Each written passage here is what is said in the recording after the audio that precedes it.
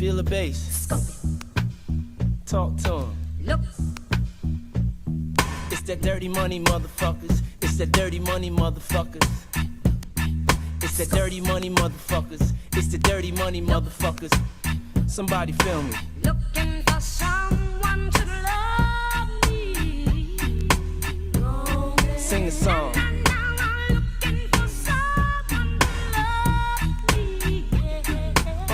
My drama, my karma, my love, my life, dear mama. The wars I fought, scars that I garnered. The hustle, I got that honest from my father. Mix me with violence, blend me with peace. Combine me with hate and I can't face defeat. Look. I did it all in a week, still incomplete as I stand on my feet. It take a lot to still dance to the beat. Skin more cold than callous and concrete. I love swimming, but that's just one ski in a rich man's cheap hotel with bed sheets. You know what I'm looking for. Looking for someone to love me. Looking for someone to love me. When you ain't got dough, you scratch and you crawl. And your state of mind ain't I want some, I want it all.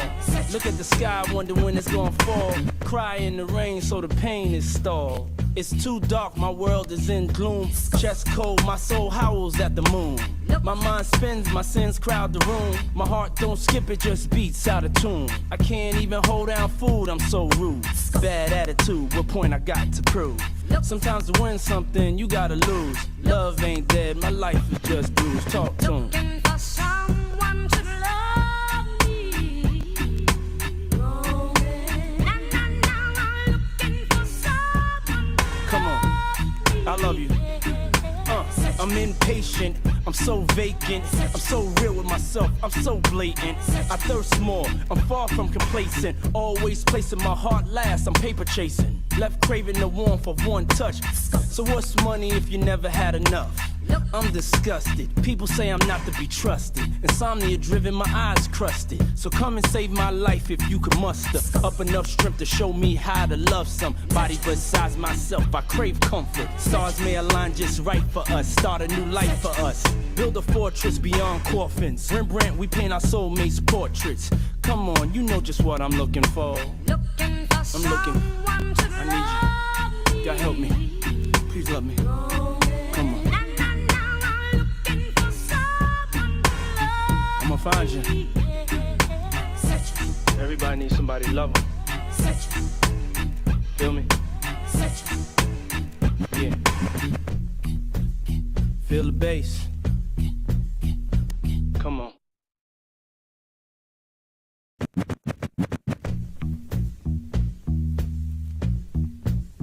Feel the bass. Talk to him. Look. It's that dirty money, motherfuckers. It's that dirty money, motherfuckers. It's that dirty money, motherfuckers. It's the dirty money, motherfuckers. Somebody feel me. Looking for someone to love me. Sing the song. Looking for someone to love me. My drama, my karma, my love, my life, dear mama. The wars I fought, scars that I garnered. The hustle, I got that honest from my father. Mix me with violence, blend me with peace. Combine me with hate and I can't face defeat. Look. I did it all in a week, still in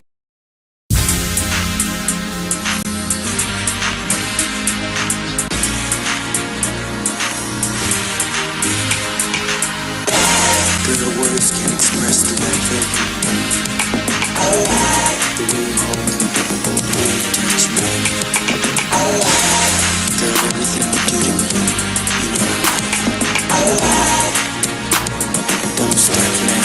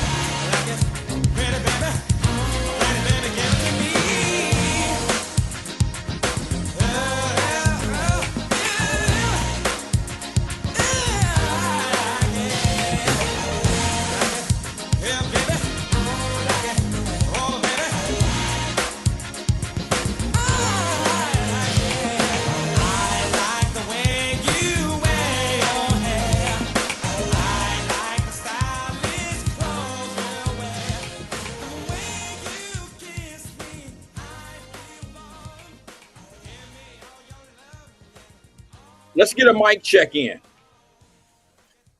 Are we here? Let's make sure we're here. I'm not here long. I promise you. I wasn't coming. Got back home real late last night. And I mean late. Actually, I got home this morning. Let's just say that. And yeah, there you go, Regina. Came in on one of my favorite songs. Hey, Wyatt, nice to see you. Thanks for coming today. You could have stayed. You could have been at the beach. You could have did. I mean, beach is where I live, but I'm just saying, y'all know Miami different. Roz said, "What's up?" I seen the message earlier, Roz, talking about damn, bro, I beat you here. That ain't saying much. But I appreciate you being here, Roz. I do. You've been one of them long riders, bro. You've been riding, dying with the Wyatt Live. I don't know if you here for the reasons that I think you here. I don't know if you here for the real reasons or for the real why. I don't know. But you get here, and that's all that counts. And you know, you here. That's all I can ask for. It's almost like a teacher in a classroom. You know, I mean, in the elementary classroom and shit. Like, I know Miss Parker kids ain't learning shit, but they come in here every day. They get bad grades on the test. They here every day. They show up every day. You know, mama need a babysitter. So them kids gonna show up to school. They homework don't never be done. Hey, Fame, what's good, bro? Let me compliment you on something. Let me finish talking about what don't be getting done with them kids, though. They homework don't get done. They come to school needing a breakfast, needing a lunch, and needing probably some dinner as well. Friend of mine who's a principal, oh shit, why did I bring this up? He ran a program where he had a take-home dinner program for the kids. Yeah, Fame, that's the type of stuff that this guy who don't like kids, that's what he did. And I helped with that program about it was actually before COVID. COVID shut a lot of the stuff down that he was actually doing for kids. But yeah, it was before COVID. We were doing this take a dinner home. It's a warm-up dinner. It's like a TV style dinner, but they were like home cooked meals. And a lot of the kids, man, you'd be surprised how many kids were signing up for that program where they would take it's like a TV dinner. It was a plate. And, you know, I don't know what to call it. It was a take home plate, you know, from the lunchroom, from the cafeteria. And they would sign up and no kid was turned down. And they would make sure that they got a plate to go home. It was a heat up dinner is what they called it. And you'd be surprised. A lot of these kids don't have the things that they need. They get more at school. And I don't mean just in education. They get more at school than they get at home. It's a shame. I mean, I there is no doubt in my mind, not that I'm going to talk about this today unless I'm forced to. There's no doubt in my mind that I understand why the streets are the way they are. There is no doubt in my mind why a lot of kids don't see hope, chance. It all started at home. And that's just not a cliche. That's not just something that I say. I mean it because I've seen a lot of kids go without the basic things that you and I we know that it's basic. And a lot of kids are missing that. And it's not their fault. You feel me? It's not the children's fault. It's the people that have these kids. It's their fault 100%. And a lot of people make comments about stuff like this, but they're not really out on the field, or they've never been part of, you know, they hear about things, but they've never been present to those things. So, you know, I generally don't pay attention to people who only talk in third party. You know, they like talk from the sideline. I generally don't pay attention. I hear them, but it don't really settle in with me. But now let me say something about my man Frank Fame. It's funny that I just kind of said all of that, and now I'm gonna go in here and compliment Fame about something. I'm gonna give Fame a compliment. Now, Fame will come in here and say some things. He'll challenge me. We'll go bar for bar. He might not know that, but we know we do the Hov versus Nas thing all the time. But let me just say something about Fame, man. I watch his post on social media, and I'm gonna tell you something, boy. Y'all slipping on Fame. Fame don't be right about a lot of shit, but Fame is lyrical. I mean, you know what I'm saying? Like he is lyrical. Like he I don't know if he biting people's shit and putting it all together, making a bite gumbo of flow, but I'm gonna give it to Fame, bro. Y'all tag Fame and tell him I'm talking about his ass. He gonna swear up and down I'm going in on him, but nah, I'm gonna give my brother a little bit of, I'm gonna give him a shout out. I don't agree with a lot of the stuff that he says, especially when it come down to you know, his perspective of kids and things of that nature, how people should be treating their kids.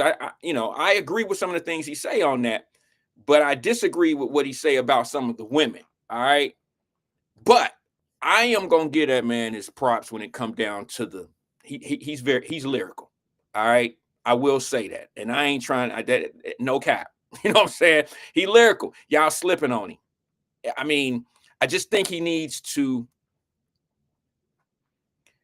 You know how I have a problem sometimes being the messenger of situations, and sometimes I'm like, you know, I'm probably not the one to say this, because I noticed yesterday in the comments, I am a creature of habit and a guy who does a lot of things.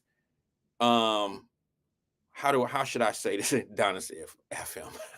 You would, because the part that I don't agree with is the part that he tends to, you know, he's very extra when it comes down to his delivery, you know, his delivery about women, his opinions about women. But yesterday I was reading some comments, man. I'm just a creature of habit, and I have this forcible, exercised way of doing things and saying things. And what I mean by that is, this is not on purpose. It just happens to be how I was built and how I'm wired. When I say something like, I know I have a diversified group of people. I don't know about politically. I know there's Democrats and Republicans that watch the show. I know there's two, but I don't know which is which. You know, I don't know where the scales, you know, tilt on the higher end. I don't know. However, I will say this. When I say things, I know not only do I have a diverse group of political thinkers, but I have a diverse group of people who know the streets and who don't know the streets, and people who think they know the streets, and then people who know they don't know the streets. And either way is okay. But it becomes a problem when the people who are on one side or the other, tend to think that I'm down talking the other people, or like if I say something, I say this whether it's about the streets or about political or about getting money or whatever, I'll be like, well, I know some people ain't gonna get this. I say that not targeting it's just an exercise that I do. It's just something that I do on a regular basis, just to kind of never to insult anyone. It's always just it's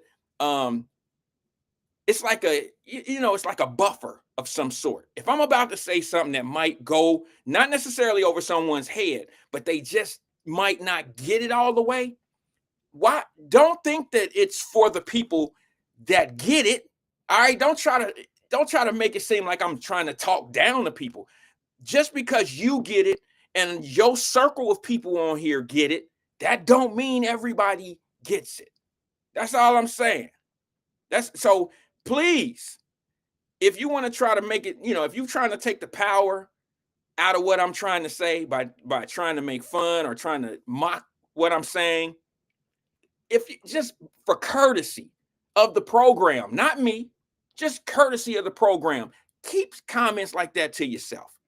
Only because you might get it, your circle on here might get it, but there's some people that don't get it, and it's that statement that I make is for them. It's not for you, and it's not for those that actually know. You see what I'm saying? It's not that. So just fall back when you being when nobody's talking to you. Don't get involved in that piece of the conversation. There's plenty on here that that's pertaining to you and may not be pertaining to you. There's plenty to go around. That's all I'm saying. I'm just saying, like, it's funny how like I've sat in rooms before and heard people talking, and okay, let's keep it 100. Do you go to church? All right, who grew up in the church? There's some people that go to church every Sunday, and they can relate no matter what the subject is by the preacher. I mean, they're that diverse. They've had a good life, a bad life, shit got better, fell apart again. They were smoking dope, didn't smoke dope, mama smoked dope, brother smoked, whatever the preacher talking about that. They got a badass kid, they got a straight A student, whatever the preacher talking about that Sunday, somebody in the audience can relate every weekend. But then there's some people that sit in the pool, you know, in the audience that one week ain't for them. They sitting there and the preacher talking about some shit that they totally can't relate to until he says amen or God bless you or something of that nature. But you don't sit there. God bless you, Crystal Hawkins. She says, I grew up in the church. Ain't nothing wrong with that. But Crystal, let me ask you something, sis, if I may, because you come here a lot. And I'm asking you because you say you grew up in the church. So let me ask you this. Let me take a sip.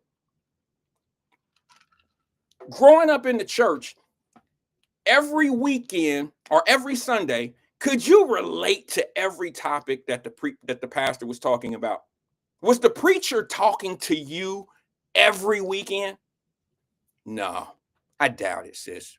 Unless you one of them well-rounded, been through everything I just talked about type of person.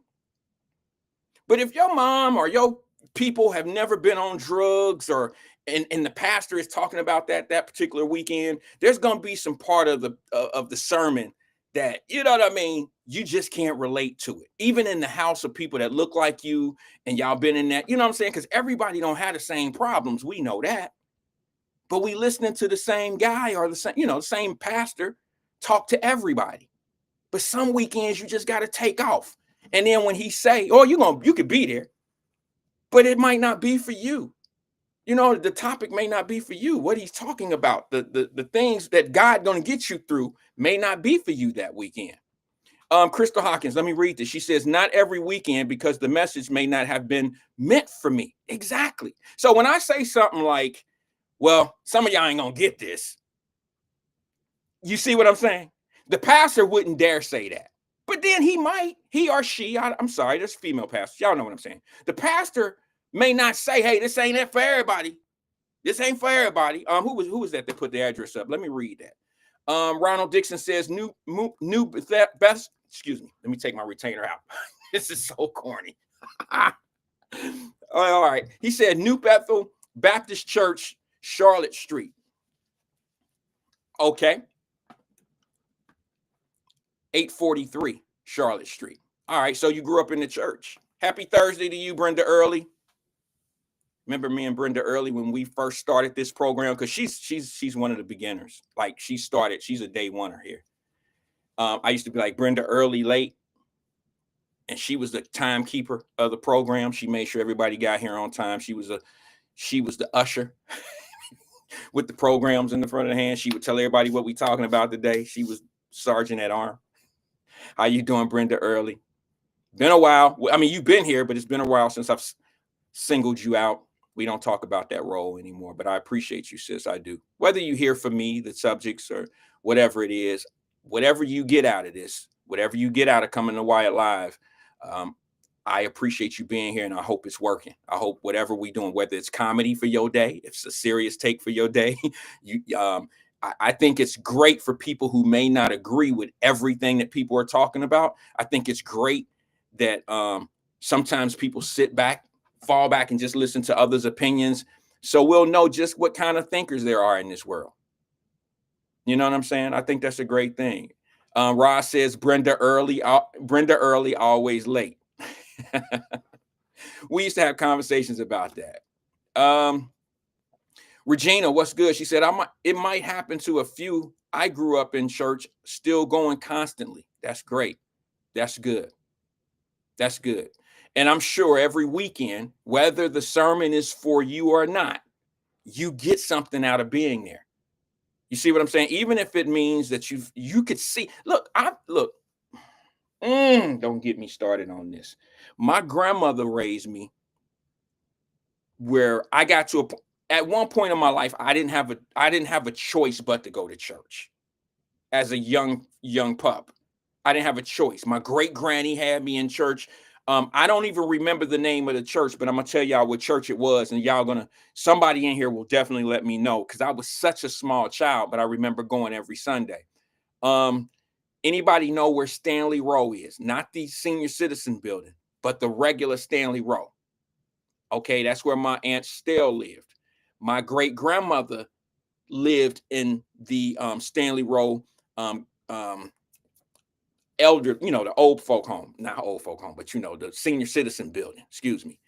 And we lived in Laurel Home, so we would walk down on Sundays and we would go to the church that was right on that corner of where Stanley Row and where Sands School is. That school that's right by the playground of Sands. Anybody know the name of that church? Has it changed? Has the name of the church changed or anything? It's been there since forever. And that's where I went as a small. Good afternoon, Sabrina Calloway. What's up, Queen? Whatever the name of that church is, and I'm sure somebody knows, that's where I went as a little boy. But then we changed as I got a little bit older. We went to Inspirational Baptist Church in Walnut Hills on Essence Place. All right. My grandmother I shouldn't say my grandmother. My mother start lightening up the church going on me. It wasn't I didn't have to go as much. But my granny, when she said, "Are you coming to church this weekend?" that was an indicator that I needed to be in church. Right now, I'm a little bitty. I'm a little guy, and I always remember being in church and watching people. I watched the choir, I watched the preacher, and the one thing that I do remember about going to church, it was not so much who the preacher was talking to. It was how the preacher was always talking about something different, but he was always talking to the same people. You know what I'm saying? What's up, Black Lion? He said, "Wyatt, did you know Miss Liz and her children, Pooh, Ankle, Robin, and Dee Dee at Inspirational?" I don't know, bro. I don't know. Miss Liz sound familiar, but that's real common. You feel me? That's a real common name, Miss Liz. I've known a couple Miss. If you're talking about Miss Liz Ty, if you're talking about her, yeah, I knew her. Elizabeth Ty, they called her Miss Liz. I know her and her kids. And light-skinned sister, real nice. I do know them from Inspirational, if that's who you're talking about. But anyway, yeah, I grew up in the church, but I didn't grow up a choir boy or anything like that. You know what I'm saying? Like, I was in the choir one time and that shit didn't work out because I was, it just didn't work out. It didn't work out. I went to youth Bible study a couple times. It didn't work out. Oh, no, he said no in the row. Nah, I didn't. Sabrina said, "Just finished cooking for a wedding rehearsal dinner tonight." Yes, I'm telling y'all, Sabrina, I wish she would. Yeah. Rod says Liz Ty was a looker growing up. Liz Ty is a brilliant lady. I don't know if y'all know that. That lady was, let me say this about Sabrina real fast, then I'll get to Liz Ty. She said, "Just cook." All right, I'm gonna run. You know what I'm gonna do? I'm gonna force Sabrina Calloway to open a restaurant. I'm gonna tell her, "I'll help you." I really, y'all, she need to do something. I know she's doing something, but I would rather, she's doing catering. So if anybody needs a caterer, small events, mid-size, large events, Sabrina Calloway is who y'all should reach out to. Sabrina, I'm telling you. I don't know her pricing or anything like that, but I was highly disappointed when I found out that she was doing catering, and I had already committed to I have another young lady, Demetria, who runs a small catering company. And I didn't know that Sabrina Calloway was a caterer as well, or I would have used her as for my contractor. I would have contracted out her services of catering at all my events, my boxing events, because for my VIPs, I always give out a buffet at all our fights. And man, if I would have known, see, before I knew she was into the catering business, I had already committed my my catering contract to another small black owned company.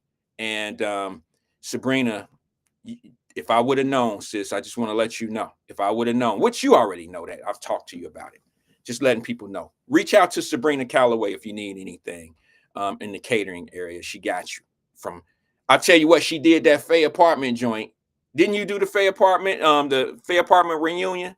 Yeah. What Steve Spencer put on each year or every other year. My brother Steve, I tell you, I think you did have something to do with the catering on that. Yeah. If not, you got some competition in that cooking game, girl, because that food was pretty good. I think Steve's mom may have had something to do with that as well. That all being said, where was I at? Liz, yes, Liz Taylor was if we talk about the same one, she was a brilliant woman. Like she came from really nothing to become the head of the what is that, over at the College of Nursing. She became the dean. See, when you around people that you grow up with and they go from dusty, you know what I'm saying? Like we were dusty, and you go into school and you become a nurse, and then you go on, get your PhD, you get your, and now you become the dean of nursing. I mean, that's just something that, you can't make stuff up like that. It shows you that you can be from anywhere and be anything. And I don't know. I just use all that type of stuff for strength. Generally, when I tell people that you can't be stopped from doing anything, it usually comes from not me just being not talking about cliches. I always have somebody in mind when I say that. I always say shit because I know people that they were just as dusty as I was and the whole nine. And you just know, if you stay out of trouble and you focus on what you need to do, nobody can stop you from doing anything that you're trying to do or that you want to do. Nobody. The only person that can stop you is yourself. That's it. And I know people want to have all these ABCs and 1, 2, 3s about what I say about that type of stuff. Those are usually people who never even tried, or maybe tried 1 or 2 times. It didn't work out. And then they finished the race early. They finished the race early. If you notice in Wyatt Live Messenger group, I always send these I've been sending a lot of these video clips of this young man running around town, running around cities, interviewing millionaires, because everybody think millionaires are born. Like everybody think millionaires. I don't know why people think that. People think that everybody that's rich became rich because they daddy gave them some money, or they mama gave them some money, or they, and if that was even the case, we still shouldn't have an excuse that our children shouldn't be rich. And let me tell you why. I'm going to give you a little gem right here that y'all might know about. I don't know how many have executed it, or how many have put things in place to be able to do this. But one of the things that I learned in life, and I did this with my mom as well, because I got to a point in life where the thing, that my mom didn't teach me, I had to teach my mom. Okay. And that's how we should evolve. Now, a lot of people use life insurance money to bury their parents, bury their relatives, bury their mom, their dad. You see what I'm saying? You very seldom hear us talk about using our life insurance money to live our life, to start a business. I mean, there are so many little different things that we can learn about and that we should know about at this time. In 2025, there's no secrets out here. We all know that the tax rates and the tax cuts and, it go towards certain things. You purchase certain things over a certain poundage of vehicle. You can write those cars off. There's a lot of things that we shouldn't say it's just for them. It's for everybody. You just got to know how to do it. You got guys out here with $50,000, $100,000 life insurance policies, and they waiting for their mama to die. Instead of taking that $100,000 life insurance policy and using it to open up a business. You don't need Wells Fargo. You don't need PNC Bank. You need someone to teach you how to do it.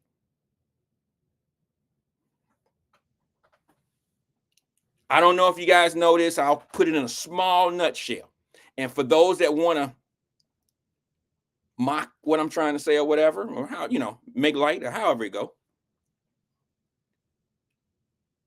you can borrow against a life insurance policy.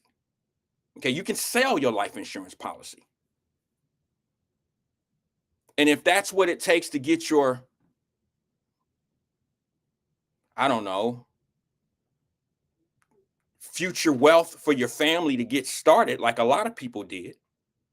Some got it started after the person died, and some got it started while the person was still living. I just don't see any point in trying to wait for someone to die when you can use that same amount of money for a fee. Yes. What's that, Jason? Don't leave outpaid up additions whole life. Rewrite that. Rewrite it for us. Let them, because I can't be the messenger for everything, JD. You feel me? Rewrite it. Because what I've learned is a lot of people pay more attention to the comments than they do me. And that's great. As long as we got people that's contributing. You feel me? As long as we got people that's contributing. That's what I love about it.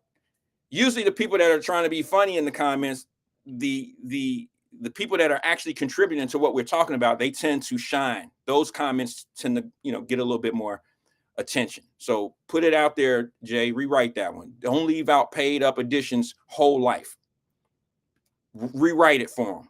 Break it down a little bit, put it out there a little bit. Let me, excuse me, let me go to the phone lines because I'm not going to be here long, guys. I really have to go. I wasn't coming on today, and I won't be here tomorrow. Good afternoon, caller. This is Wyatt. Who am I speaking with? Hey, CK. This CK. You sure this is CK? Because you just called me CK. No. Hey, this CK. You sure? You sure? Wyatt. I just called because of this insurance policy. I moved to a new environment. My new environment is more Caucasian people, and I almost ran over one, and I called you immediately. He threw the hand nod, I threw the hand nod. It was beautiful. No upset, no angry. Yeah. I almost killed him, man. I was looking at one of them things walking, and as I come and I accelerate as I come looking forward, and I see a white man with a camera. And he had a camera, the old school cameras we grew up on, the 80s version. Man, what you talking about? I'm telling you what I'm going through right now. This is real life internet, real time internet, sir. Okay, slow down. I'm just saying, you using this. I had it and he got it, and this. What are you? Be more specific. Maybe I'm right before the telephone call. I was listening to you telling me about insurance money, trying to get rich and messing up the money. You said open up a business. Then you were saying you can do it while they're alive. Mm-hmm. And as I'm listening, I see one of them pretty things walking down the street. So I get distracted. So I'm listening, watching, and as I go forward, I push to go fast, and I almost run over a white man, Caucasian, with a camera in his hand. Okay. That's what happened. Yeah, then I called you, man. It's like, but he was courteous. It wasn't I'm just saying, this is how much danger we're in every second we're alive. How are you in danger, bro? You mean he was in danger? I almost killed him. Didn't I just tell you I would have been going to jail for life? You know I'm an old man. I already got grades, sir. This is how quick you get tricked off the streets, Mr. Wyatt. So you would have went to jail? Have you learned anything from listening to your platform? So you would have went to jail? I just told you what I was doing. I'm listening to Wyatt. All this stuff is going to be in the court document for, what is it? Vehicular homicide. Are you serious? Okay. So you was hitting this white dude that was walking in the crosswalk. He was right. I was wrong. I just told you I was distracted by the young chocolate thing. She was chocolate, looking good. Ooh. And she was walking in a restaurant, like a barbecue. I believe it was a barbecue joint. Ooh. I believe. Yes. Ooh, and I was distracted. So as I got the last glimpse of her. I'm recording that in my mind, her walking in. As I turn forward, here's a white man, older white man, grayish. I'm about to bam. So I had to slam on the brakes. But luckily, de-escalation. This is how I tell you. You be like, oh, we stuck together. This is how we do it. This Okay. was just a CK, murder let me ask penitentiary you a question. situation. CK, so now Yes. where is the brown pretty thing? The chocolate thing? Where's she at? She went in the restaurant. Okay, Just have you like right said before anything? college. Have you said anything to her, or have you? No, I'm driving, sir. I Okay. just was looking. I'm on my way to work, sir. Let me I'm just say headed to this. go get my ends. Let me just say this, brother. Okay, and I don't want to stay long on this because we trying to take care of some real shit over here. But let me just say this to you, bro. You have to stop being so easily distracted by something that probably you're not going to entertain. And if you do entertain it, it's probably going to be bad for you. And it's not necessarily that women are bad. It's just if you can be that heavily distracted by something that look a certain way, you probably won't stay focused even if you had it. Okay, and I know you know what I'm talking about. If you ever pull her, she gonna have you so distracted because you know you're gonna stay so unfocused on other things that you probably don't want that. It's almost like those drugs. You can consume drugs, but you really shouldn't, right? Because they don't do you any good. But Mr. Wyatt, that is a minor distraction. A major distraction. No, it's not. You sitting here hollering about you would go to jail. It's not a minor distraction. See how it threw you off and you almost hit the person and you already counting your jail. So you already got your inmate number picked out. Eating the breaks, got the melts. Hey, but look, all I'm trying to tell you is look how many people are in prison for, like you said, people they don't even know, they wouldn't even met, just the situational things. Yeah. The person that you in jail for life for don't even know that what happened. They don't know that you in jail and somebody dead. Well, no, that's not true. I thought you said you've been in jail before. I know, hell no. Oh, okay, my bad. I thought you were one of those guys that came here and talked about your jail. Maybe you've never talked about jail. I don't know.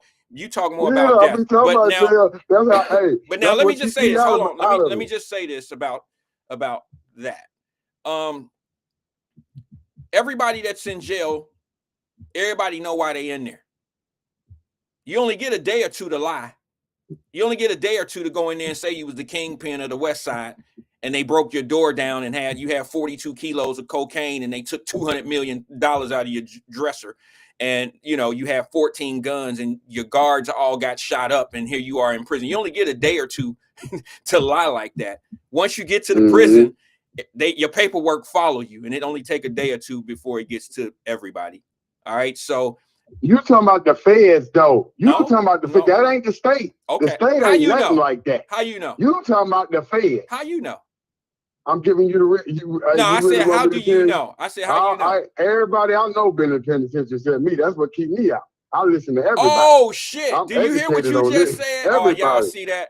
Now I'm about okay. This about bro. I'm about you like the box. You like the box when we talk. You probably don't want to do that with me. And the reason why, because what you just said to everybody on this platform is that you a snitch. No, yes, you did. No, I don't listen. I don't. You just said everybody that activity. You just you have to be involved in criminal activity to be a snitch, sir. No, you don't. Cannot be a snitch if you're a civilian going to job. What can I snitch on? I'm just a civilian. No. You got a point there. You got a point there. No. That don't mean because you made a point. Because you made a point don't make you right. Okay, you have a half truth. You're right that you could be a civilian and tell on somebody, and that's not snitching. But the way you said it, you said everybody that I know then been to jail but me, because what did you say? I learned from the best. Oh, learn what from the best, bro? How to stay out of prison. Right. There's only one way that you can commit crimes. That's what I preach on here. There's only one way you can be a criminal and not ever go to jail. Ain't nobody that good. But some civilians go to jail. That's what you don't realize. Some people don't commit crimes and go to prison too. All right, bro. It's not just everybody in jail guilty. That's not true. I don't really want to talk about no jail shit today, okay?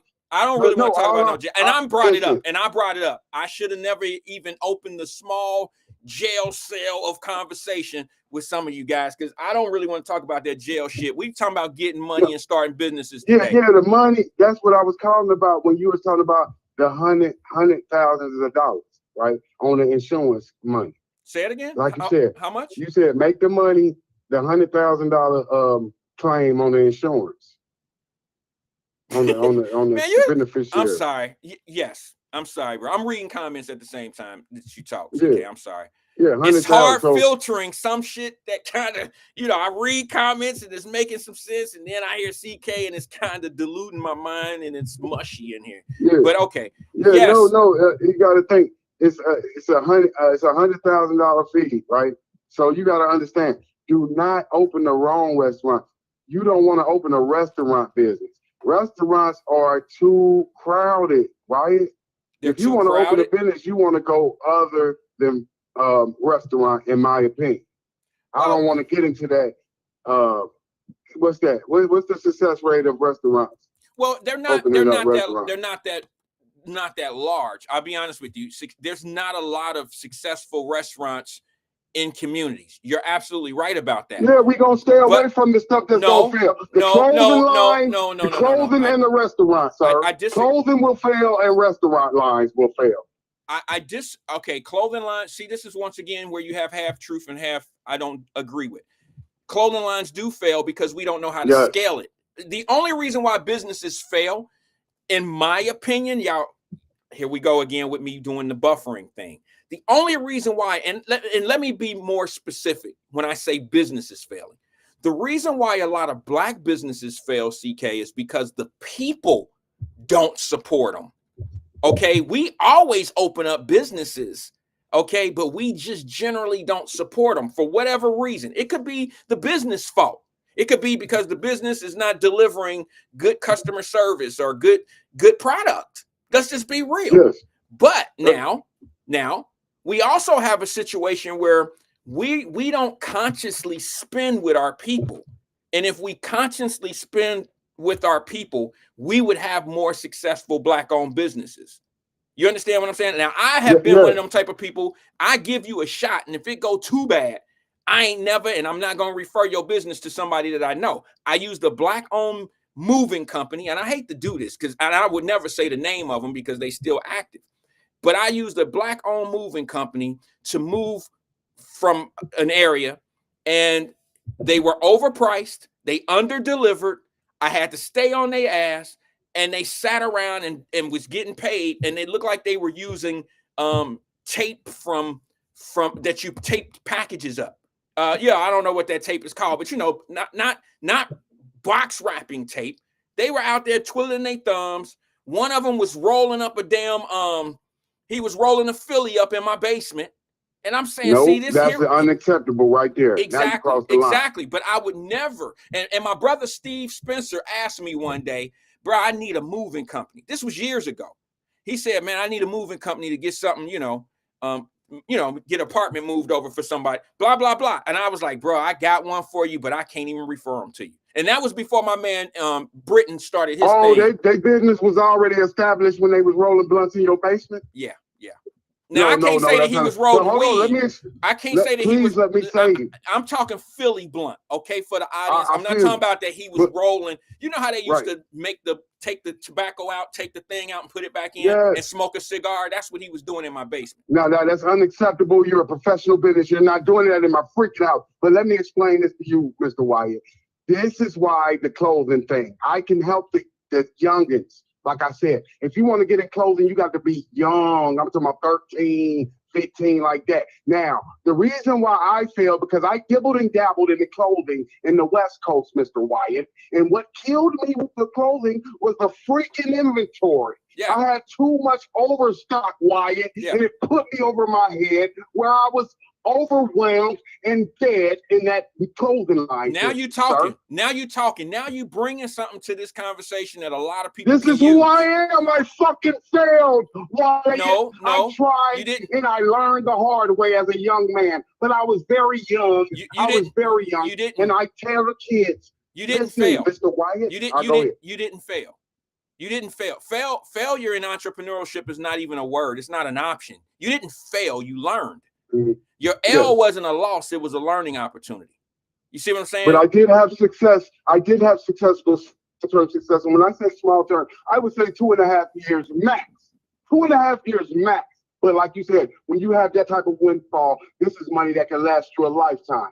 So you have to learn things as a young man, but do not let them defeat you, overwhelm you, when you turn to drugs to get over your right. Okay, let's stay on. feelings. You're right. Let's stay on track of your business. You made a valid point. You said when you were out on the West Coast, I don't know, LA, you were in California.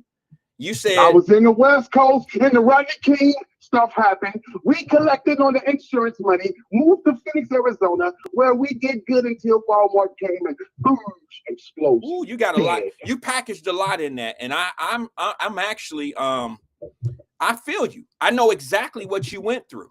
I had a similar experience. Explain it to the people. Tell it to the people. Not what quite I like said. you. Without you even going in depth of what you went through, I can probably tell you exactly how it happened.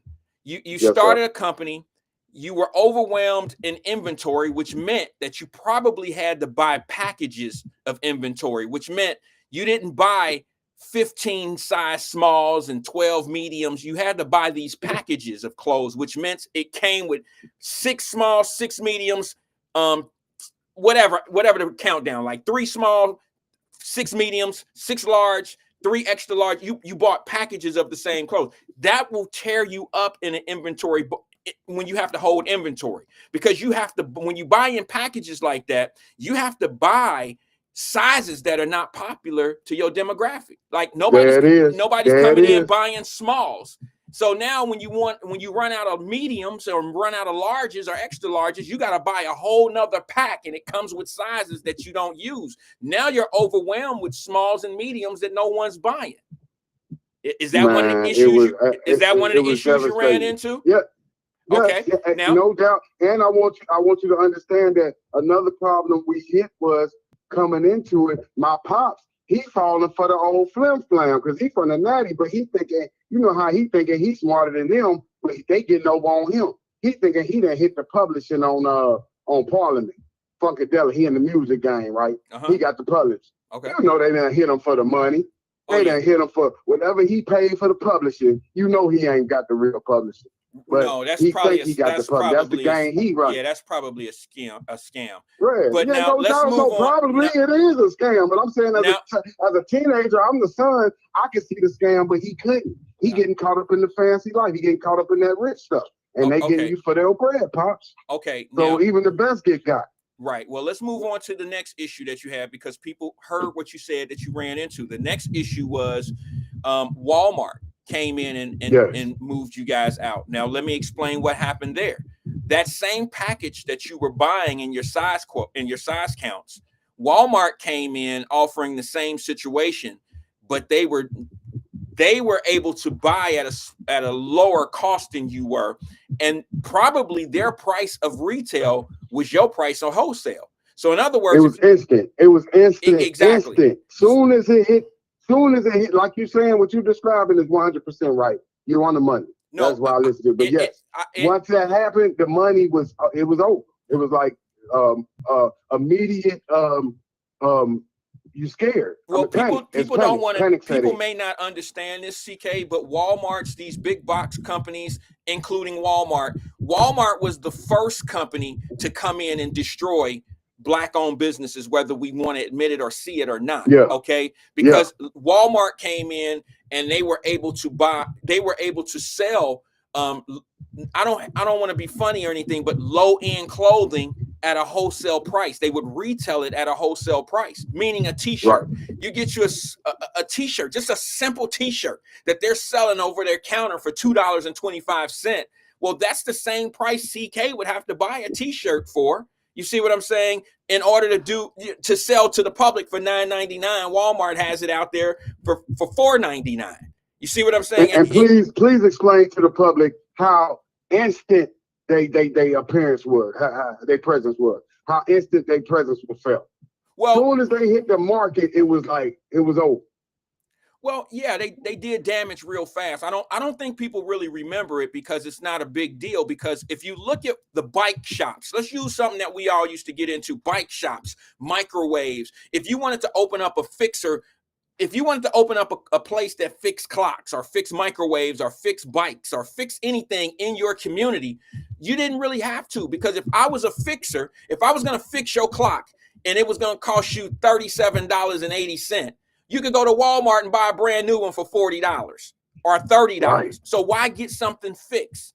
They took a lot of the skills and they took a lot of the things, the little small things that we grew up having businesses of doing, that all went out of the window because shoe repair shop. Remember the shoe repair shop? We had them in St. Bernard, remember? Yes. And why go get your shoes repaired when you can just go buy a pair of shoes for this, the repair gonna cost me $20, but I can get a brand new pair for $25. Why wouldn't That's what I'm talking about, sir. Yeah. Intelligence. That's intelligent phone call. Well, thank you. I appreciate you bringing the intelligence. With that real science. I appreciate you bringing it. I mean, to be honest with you, it's very important that we pay attention to these small things, because a lot of this played a huge part in why we don't have a lot of businesses in our community, if we want to call it community businesses. A lot of it play a big part, because when you bring in cheap product, it hurts your economy. You think we're buying a lot, but we're actually being priced out of a lot. You see what I'm saying? We don't even have to go get our shoes repaired. Remember, we used to go, so that's a good lucrative business. But like you said, they're not even replacing it with another shop. No, just buy some new ones. That's what Wyatt just explained to the public. Why get a microwave fixed when you can buy a microwave at Walmart for $30? I mean, that's on sale. You get 25% off. You all $29.99. Let me go to work, man. I'm about to listen to you, man. All right. Oh my God. All right. So I was at a family. Okay, I appreciate you, CK. Thanks for coming in, bro. Thanks for engaging with us. CK, I tried, y'all. I mean, I like CK. I actually really do like CK. I wanted him to bring something to the conversation outside of what we normally talk about and all the confusion and stuff. I thought that CK, had a situation in life that a lot of entrepreneurs, especially startups, we faced that. And it hit us real bad. It hit us really hard when Walmart came into the business. I was in the textile business for a little while, for quite a long time, to be honest with you, because I positioned myself at a retail spot, and then I start making wholesale items for gift shops.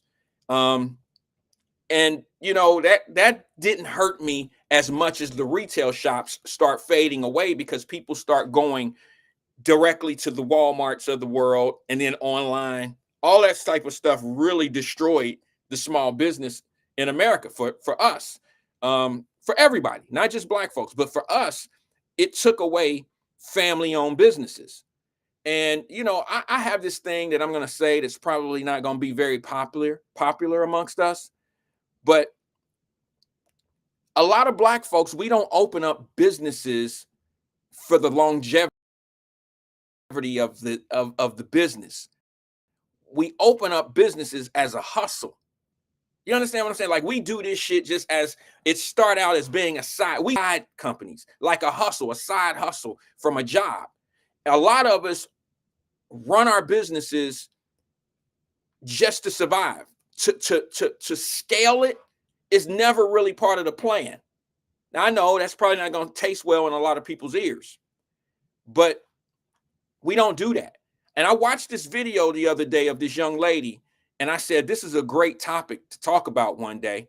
And I'm actually a product of this problem. I am personally one of those guys that when it's over for me, you know what I'm saying? Like, when I'm done, I'm probably going to have to sell my business. I plan on being alive when I stop.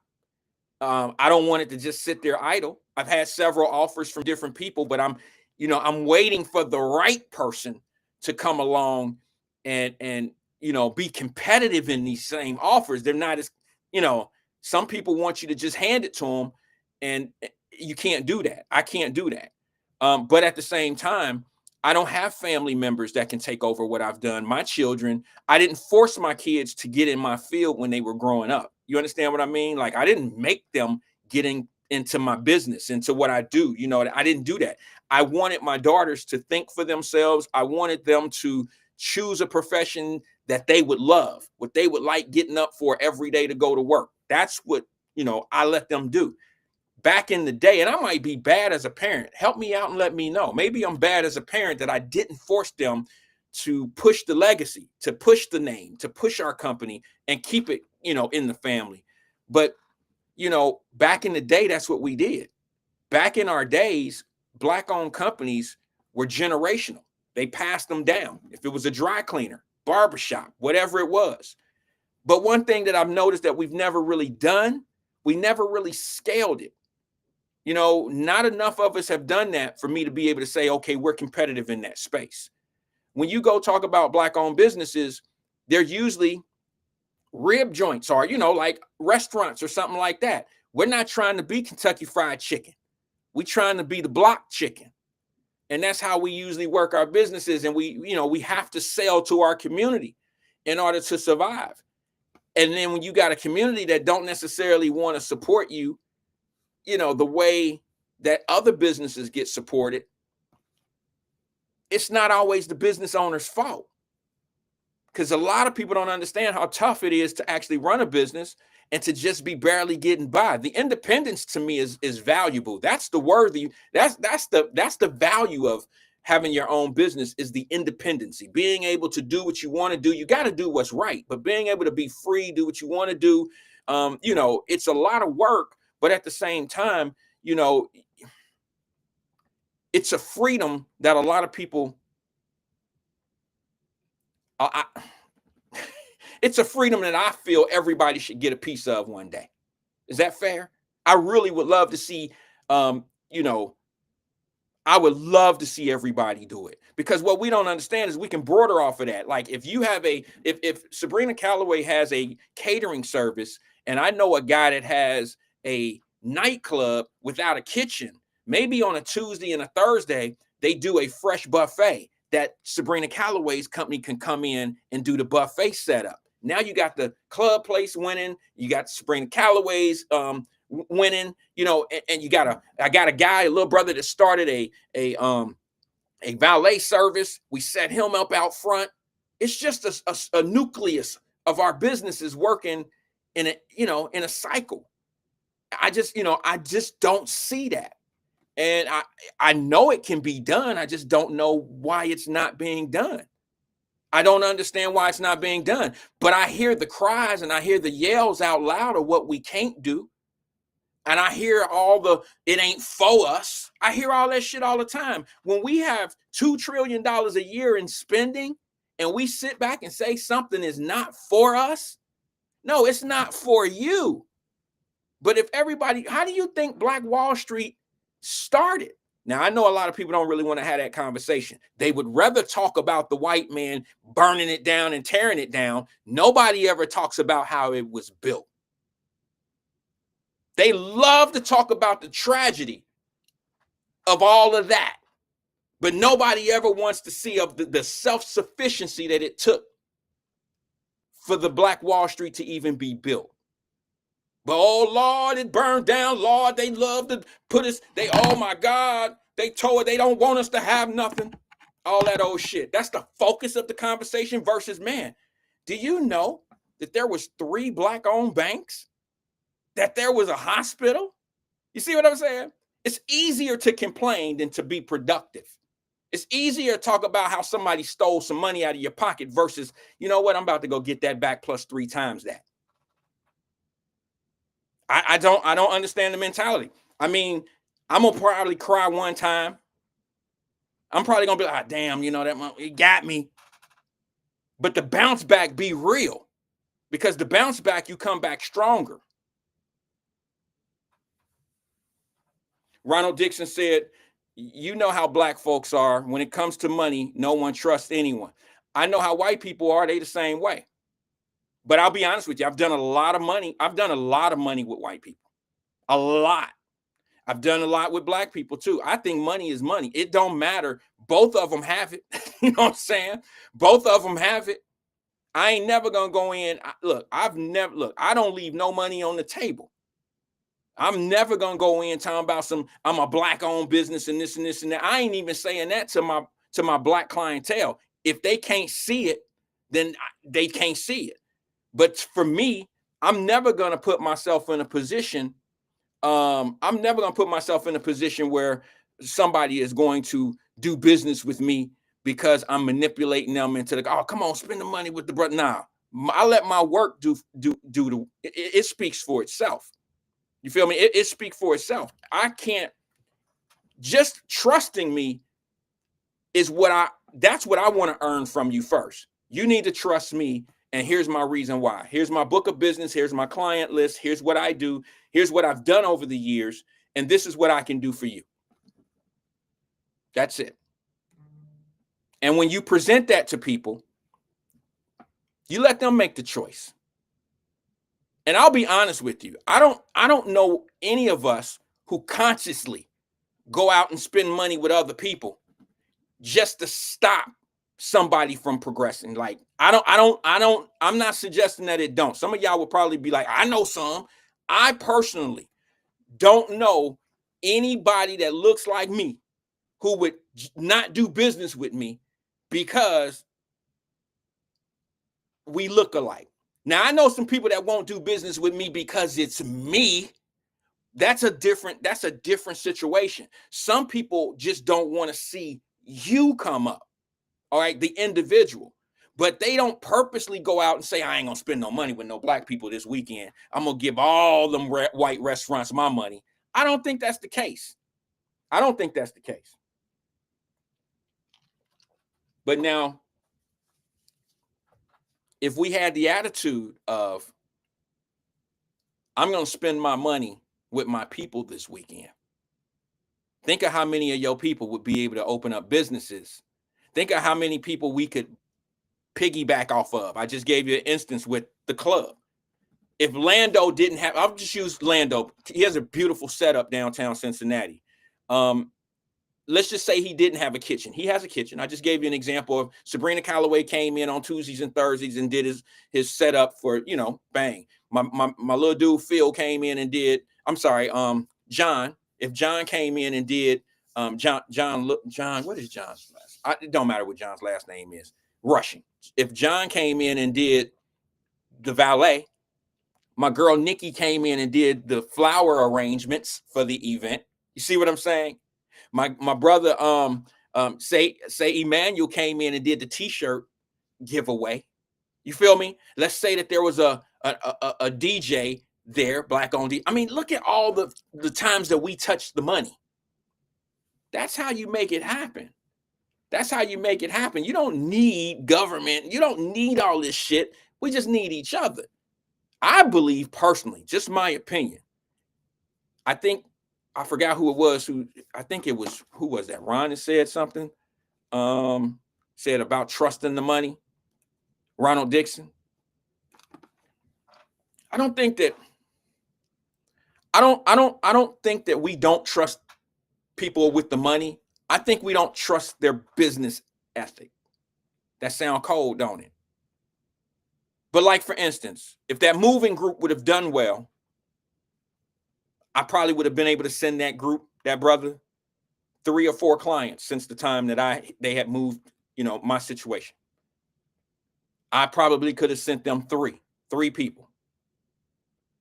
And I personally think that a lot of people, now here's the thing, this is the one that is going to get a little edgy and catchy, and people going to really think that I'm on some bullshit. But you can't say this kind of real shit and follow it up with some other shit that you don't like and then call that bullshit. I'm going to say this to you. There are a group of people in your area that try to do a lot of collaborations and shit, but I think it's going in the wrong direction. I don't think that it's about self-sufficiency. I think it's about getting what they can and getting what they can, getting what's mine, getting what can. And they get the juice, they get the clout, they get all of that. And it's not really set up for all the people. It's just set up for them. Now, there's good and bad in that, because a lot of them go after dollars that control them. The difference between you owning a restaurant and every dollar that comes in that you earn, you can do what you want to do with that dollar.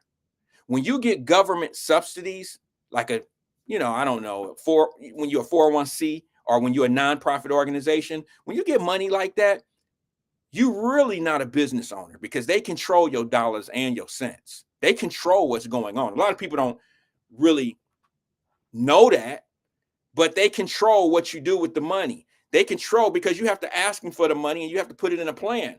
Even if you were a small business owner and you had a business plan that you submit to a bank and you get a $30,000, $50,000 loan for a business, the bank ain't going to tell you, oh, you went against your business loan. Once you get the money, you do what you do. Okay. They're not going to, now you can't come back and get the money. But guess what happens if you're a nonprofit organization and you decide to do things outside of your business plan? They can deny you your re-up, your money. Once they deny you your money, oh, well, now what you going to do? You see what I'm saying? Now what you going to do? Where you going to get your money from?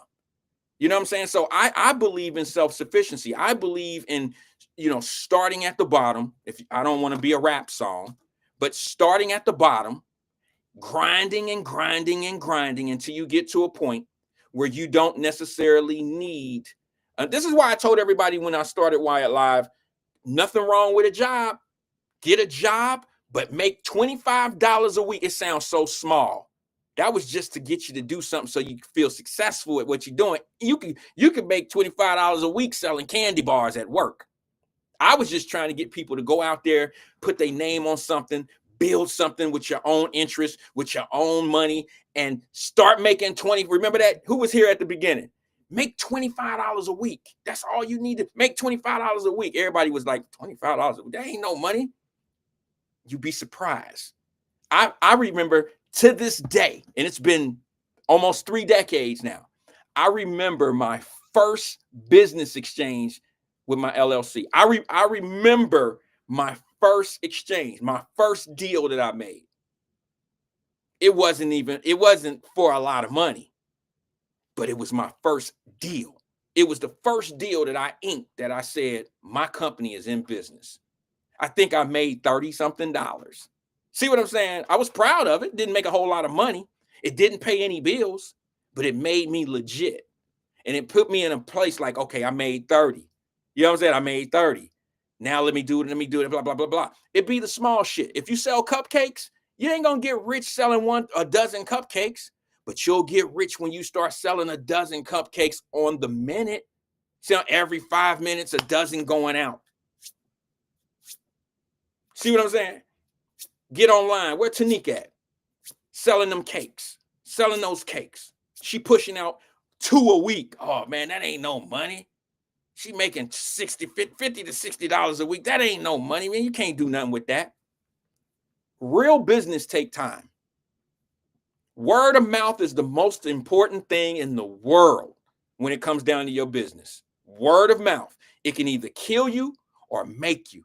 It's going to make you or break you. The word of mouth.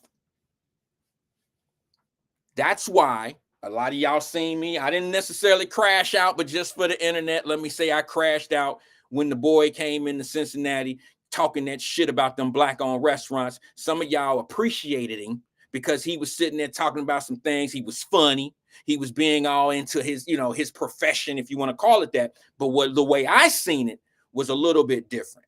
I seen him kind of hurting the reputation of businesses, even if they did have a night that wasn't on par. Even if it wasn't on par. You don't know, as a critiquer, you don't know if it's like that every day. You wasn't in Cincinnati for a whole week and gave a restaurant 2-3 nights of your time to see if it was a consistent downfall or a consistent downplay of that business. You didn't do that. You went in there one time, tasted 4 or 5 dishes, smacked your way through the whole damn dish, and people respected that. Not me. I've done business over all these years. I've done business and I've made a mistake or two. And if I was judged on my mistakes, I would have never made it. If you don't give me a chance to clean up my mistakes, then we never will make it. And for some odd reason, we seem to be harder on one another than we harder on each other financially. We'll talk about white people all day long. We'll talk about the man all day long. But we kept them fed. We keep them fed. We patronize their businesses. We stay on top of keeping them rich and talk about them at the same time while you're doing it. We keep their jails full. We sell their dope. We pimp their alcohol out. We buy their records. We do all that shit. But one thing we don't have, I've been telling y'all for years. I know I'm preaching. Sorry. I know I'm preaching. I've been telling y'all for years, black folks don't own nothing. We got jobs, we have careers, but we don't have enough to be able to say, hey, we don't have a lot of let's just say, what was the cookie guy? What was the chocolate chip cookie guy? Ernest. What was the name of that company? We ain't got no Garrett's, no popcorn companies. Yeah, I know this is where people fall off. They don't like to hear this truth. But we don't own anything. We don't own flagships. All other races have something. And when I tell y'all, I've been saying this for years. When I tell y'all, when you go visit a city, when you talk about a black area, you can call it Martin Luther King Way, Martin Luther King Circle, Martin Luther King Park, whatever you want to call it. It ain't a stack of black-owned businesses in those areas. It ain't Chinatown. Famous Amos. Thank you, Jack. Thank you, Mama Birch. Famous Amos. It ain't Chinatown. It ain't Greek Town.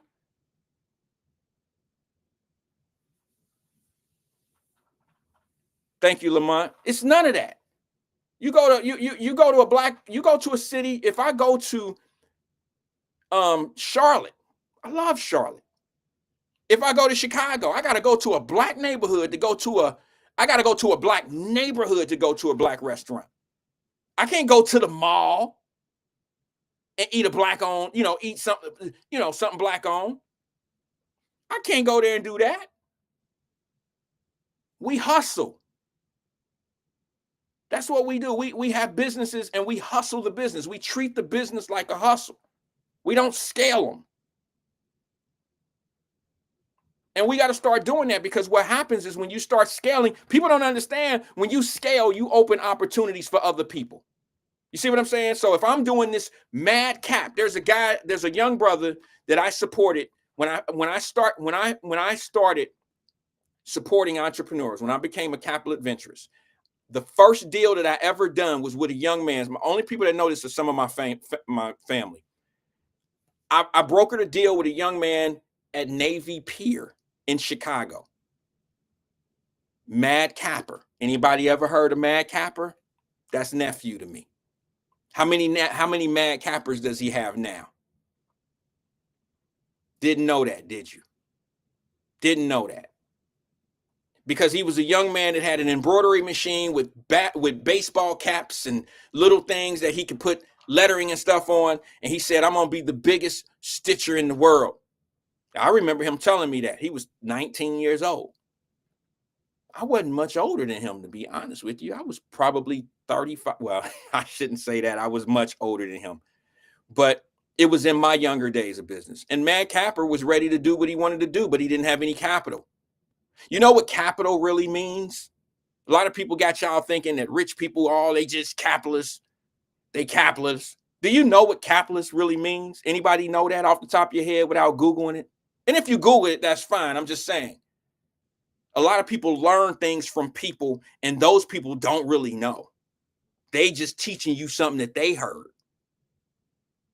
Capitalist, is really from the root of knowledge. It's not even about money. It's the knowledge. Okay? So when we start hearing all these people talk, and these people that gather certain groups and people around, and they feel like we ain't getting this and we left out of this and this and this and that, and ain't nobody doing it. All we got to do is look at them and say, well, why don't we just do for self? And then this conversation totally changes. Their conversations totally change. They can stay on pace of saying, well, they ain't going to let us do this and they ain't going to do. But here's the thing.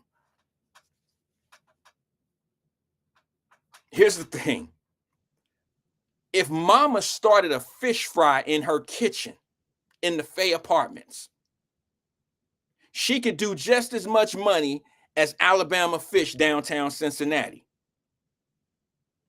Now, I know that's not plausible. You probably won't see that happen, because once again, here's what keeps that from happening. The Fay Apartments is not going to allow you to sell fish dinners out of your apartment, because it's subsidized by the government and they have rules.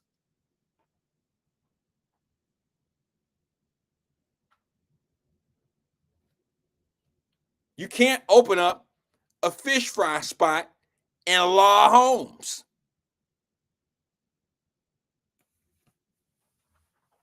You don't have the money to start an L&R fish bar or an Alabama's down on Lynch. You can't open those up, so it keeps us a little bit out of the game. So the things that they give you are sometimes the things that prevent you from being all you can be. We don't look at it like that. You got people that actually believe in socialism. They actually believe, and I'm not trying to be mad at everything, because I believe some things that we pay into it, so why not get a return? I don't know what return do you get in paying taxes? Anybody ever thought of that? Name one thing in this comment that when you pay your taxes, what do you benefit from the tax? What have you invested in? I'll tell you a couple things, but it would only be a fraction of the dollars that you pay. But what do you get? What do you get monetarily? What do you get out of it? I'll wait. Because I know some people gonna say, well, we get policing, we get fire trucks, we get security in our communities. We get that. That's what our taxes pay for. We get school. But if you look at those things, tell me one of them that you look highly on. We bitch about policing, we bitch about schools. Tell me what benefit do you get out of these things that you're paying for? Tell me.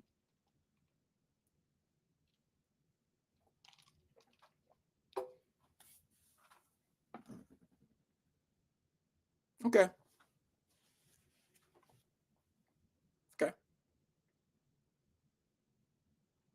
Nothing in our community, we don't benefit from any of it. Safety? Well, if we had the communities that we used to have, we probably wouldn't need as much safety now, would we? If you had a small business, it was a dry cleaner, and the knucklehead out here that's now robbing and stealing cars and shit, if he grew up in a home that had a family-owned business, chances are he would start out very young learning that family-owned business. He probably wouldn't even be interested in stealing cars. He probably wouldn't be interested in selling drugs. He wouldn't be interested in that type of stuff. So when people say that crime won't go away, it probably will never go away. Okay, but here's the thing. Because you can stand on crime will never go away, doesn't mean that it being reduced isn't sufficient. Okay, and when you get crime to be something that's out of style, like bell bottoms and afros, then things change all around it. When you set a bar for a child at a young age, like a lot of races do, like not racists, but race people, Asian people aren't smarter than us. No, shout out to my Asians who know how to concentrate on education. They're not smarter than us. They just start learning before us because they prioritize learning. They're not smarter than us. My kids sit in classes with all the Indian kids that y'all think that win all the spelling bees because they've been spelling since their mama been reading to them in the belly. They come out the womb learning how to spell and learning the tricks of the spelling bees, and that's their fun. They're not learning they're not learning the lyrics of Sexy Red. That's not on their agenda. I'm going to play this small little clip for you because I don't like saying these things all the time. And I love the fact that other people say it and then I can share it and then I can speak on it. I'm going to let this sister cook real fast. Put her in the kitchen. I'm going to let her cook. Check out what she says about our people. And I don't mean it in a bad way. It's just something that we need to be aware of. I think she's right on this. I've experienced exactly what she's talking about. Check it out.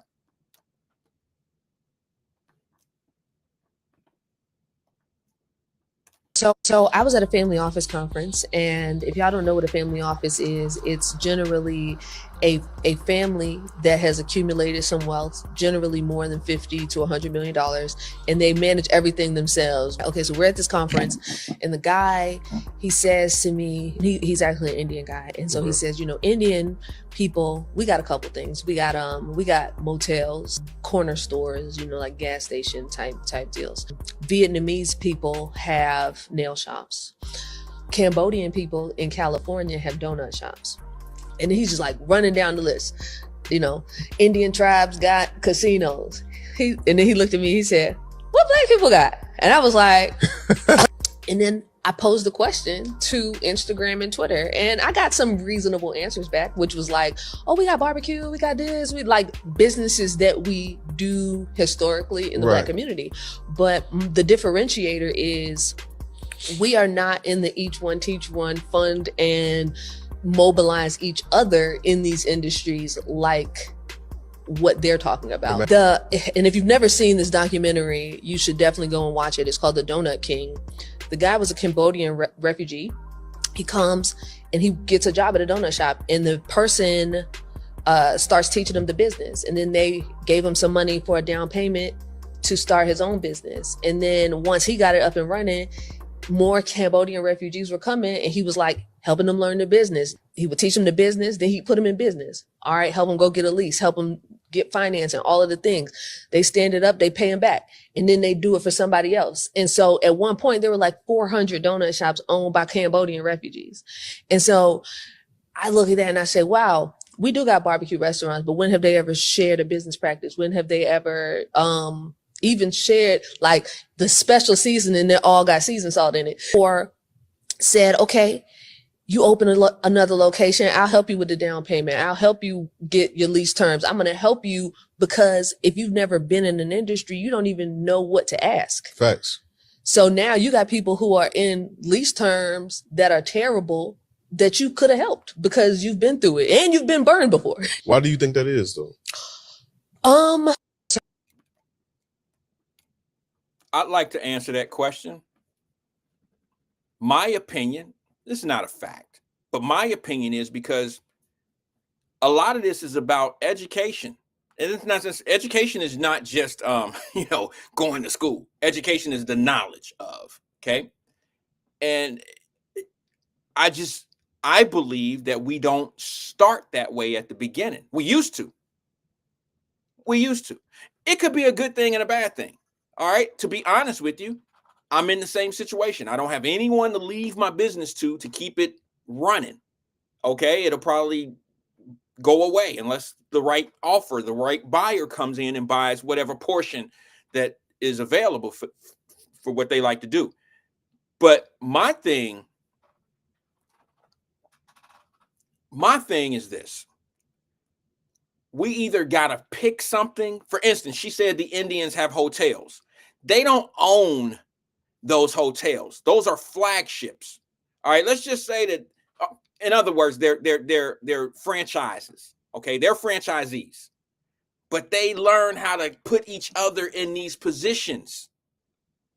See what I'm saying? Like if I got a cousin, I got a Motel 6. I don't know the hotel business. I don't know it, but I know the commercials of Motel 6. So let's say I have a Motel 6.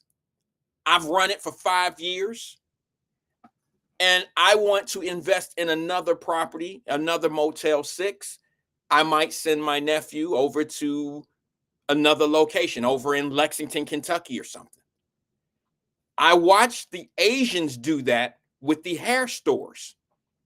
Everybody's wondering how these people had all these hair shops, hair stores in our communities. And I watched a lady named Linda in Cincinnati who I really shouldn't do this. I shouldn't say this, but I'm going to do it because I think that that's what makes us over here a little bit different. I'm not saying that anyone's better or less than or any of that. I'm just saying that generally when I'm speaking from experience.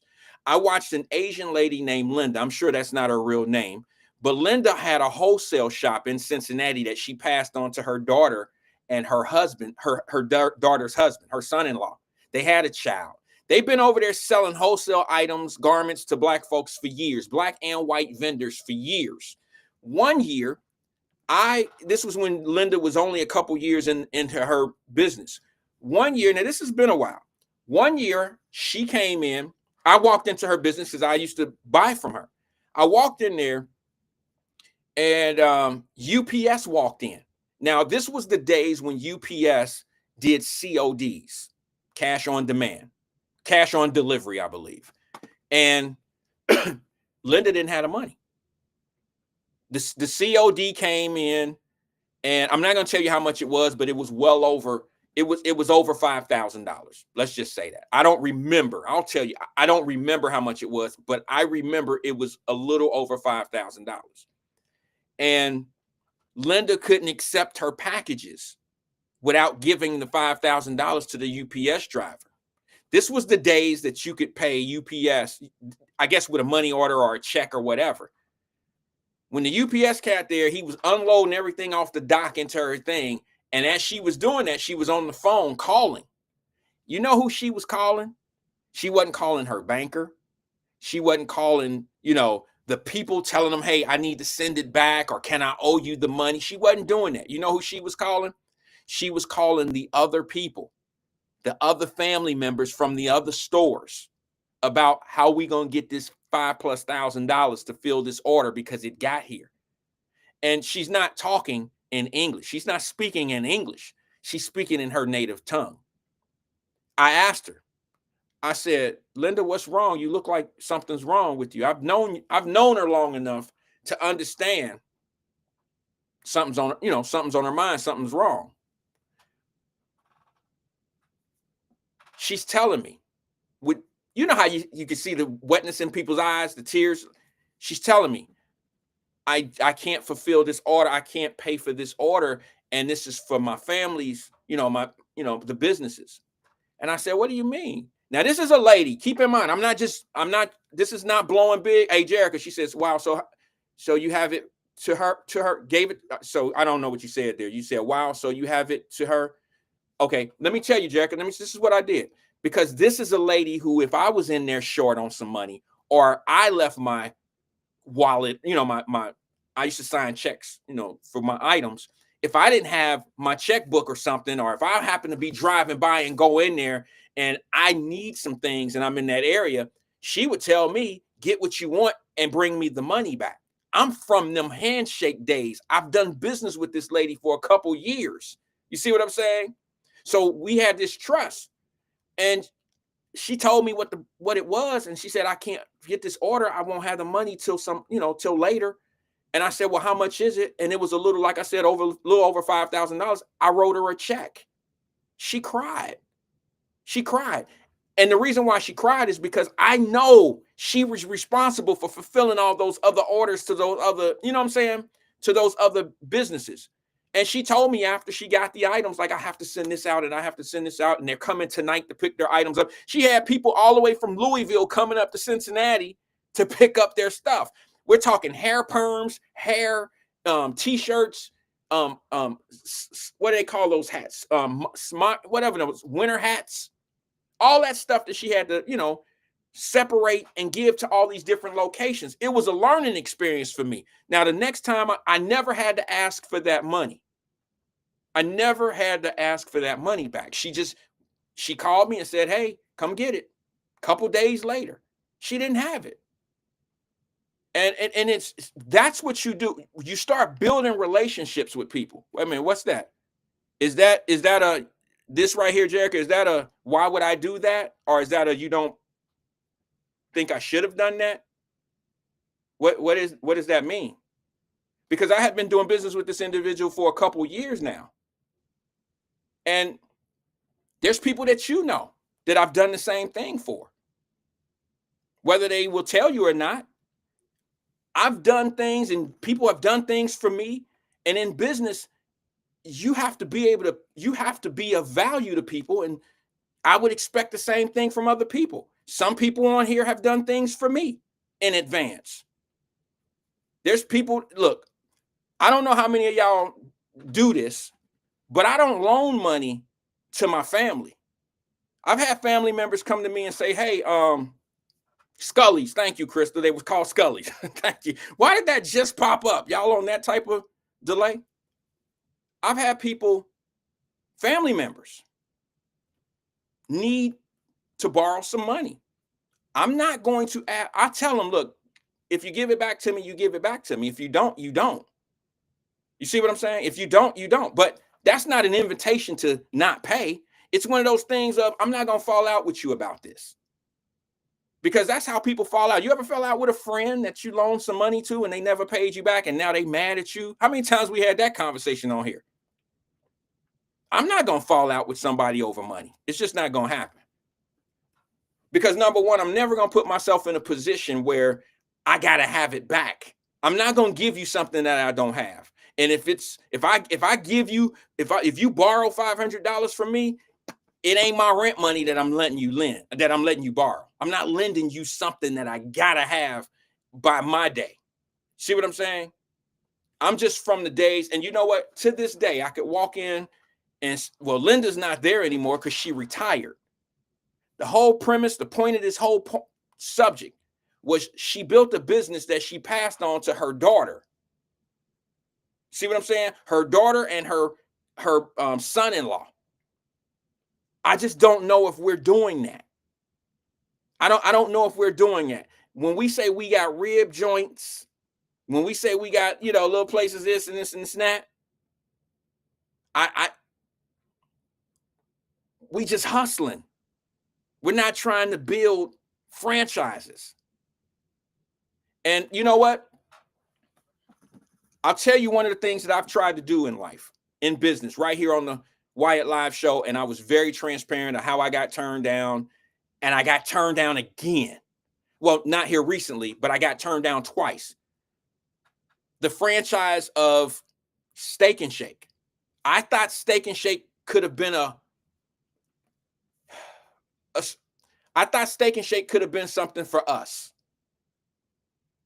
You know what I'm saying? For us. The reason being is because if one of us get a Steak and Shake, we can help another one get a Steak and Shake. Do you think the Indian people own Dunkin' Donuts? Speaking of Dunkin' Donuts, here's the book right here. Here's the movie. Go pull up the Donut King. Go pull up the Donut King. I believe it's on Netflix. Go watch the Donut King, and this whole show, this whole conversation, today's show, will make a whole lot more sense to you. This is the movie that the young lady in the clip that I just played for you. This is the Donut King that she's talking about. It's on Netflix. All right, go watch that, and you'll see what I'm talking about and what she was talking about. It's very powerful. It's very revealing. I don't know where y'all think. And I know some of my sisters that's probably not here right now, they've been taught that the government financed all these foreigners' businesses. Not always the case. A lot of those foreigners are financing the foreigners' businesses. You think somebody fresh to America could come in America with no collateral, no background of the business that they're trying to get into? You really think they can go to Fifth Third Bank or a bank in Cincinnati, a PNC or something, and just apply for a loan to open up a Dunkin' Donut and they get approved for it? No, it doesn't happen that way. A lot of those people get financing capital from their own people. That's how they look out for one another. I'm just being honest with you. You can go to any 7-Eleven. I don't know. They don't have 7-Elevens in Cincinnati, do they? I don't think so. 7-Elevens are like a pony keg type of thing, but it's a flagship. Ed said, I've seen Donut King. He did good, but he also had a lot of gambling debt. Yeah, that's a personal issue. That's a him problem. That's a him problem. You're right. But that's a him problem. The business model is what I'm talking about. Jerica said, one thing I appreciate are entrepreneurs, the courage to step out and take the risk, regardless if it's a hustle or not. Being an entrepreneur is work. Yes, I agree. But we can't sit back and say we don't own anything if we're not scaling. That was my point. I'm not trying to take anything. I mean, I hustled for all those years. But you got to say to yourself, what am I doing here? When we look for, like, if everybody else has a blueprint of upbringing their people into business and we're not using that same blueprint, I think it's unwise for us not to look at how other people do it. And the way that we think it should be done is not being done for our people. But yet we could look at another way of how it's actually being done right in front of us. And if we're not going to copy that way, or even hold it as a, somebody pose it and bring it up and say, hey, there is another way other than the way that's not working out, and no one's bringing it to our attention, I would be doing a disservice if I didn't say anything about it, Jerica. That's how I feel. I'm just trying to tell you that we don't need all these people, or we don't need Uncle Sam to start our businesses. We can do them ourselves. And the way you do it is the same way that the Donut King did it. That's self-sufficiency. It just always pissed me off because I always knew the truth about these Asians coming into our community. And I've always known that it was never what people was talking about. I had done business with Asian people, and I know the struggles. They were struggling and having hard times. They don't have bank loans. They went in and took a piece of property that nobody wanted. That's what I'm saying, Jerica. She said, I agree, but we have to start somewhere. I'm giving you the blueprint of how the Asians did it in our community. Now look at the guys that opened up the little pony kegs that sold everything from beepers to cell phones to chicken to white teas, and then had gas pumps out front. Look at how they've expanded over the last 20 to 25 years, Jerica. Look at that. You see what I'm saying, sis? You see how they've done it? They not in those neighborhoods. Matter of fact, they'll sell them away. They don't want them in the inner city anymore if they don't have to do that. They'll keep them. But those are the stores that they started with. Now they in the Westchester areas, they out in the Mason areas, they out off the expressways now, they out by Kings Island. What's that area? Mason, Ohio, out that way. They're all on the expressway routes. They've bought all the BPs. They've taken over that flagship. They've taken that over, and they made it a them thing.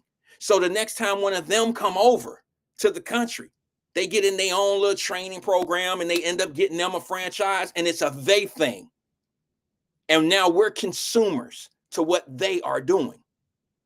And all I'm saying is we can do that same thing. Show me a business that we're involved in that we do that. Show me a Dunkin' Donut. Show me a BP. Show me something that we do just like them. And what I'm posing to everybody is we could have done that with like a Steak and Shake. We could have done that with like a Frisch's. We could have done that with other companies that are out there like that. Can't get in the pizza business. They stingy. They know better. They look out. Show me a black-owned pizza joint that's homegrown in Cincinnati, Ohio. I'll wait. I will wait.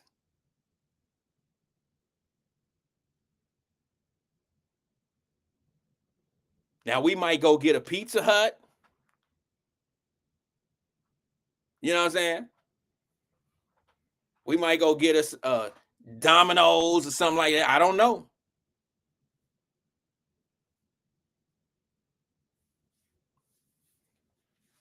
Stephen Speed said, numerous smoke shops everywhere. Who own them smoke shops, bro? See what I'm saying? Remember when the weed licenses were coming out? How many of us got those licenses and were able to open up dispensaries and then can piggyback off of that with a, I don't want to call it a smoke shop, but a retail division off of it? How many of us actually did that? I'm talking about in Ohio up there.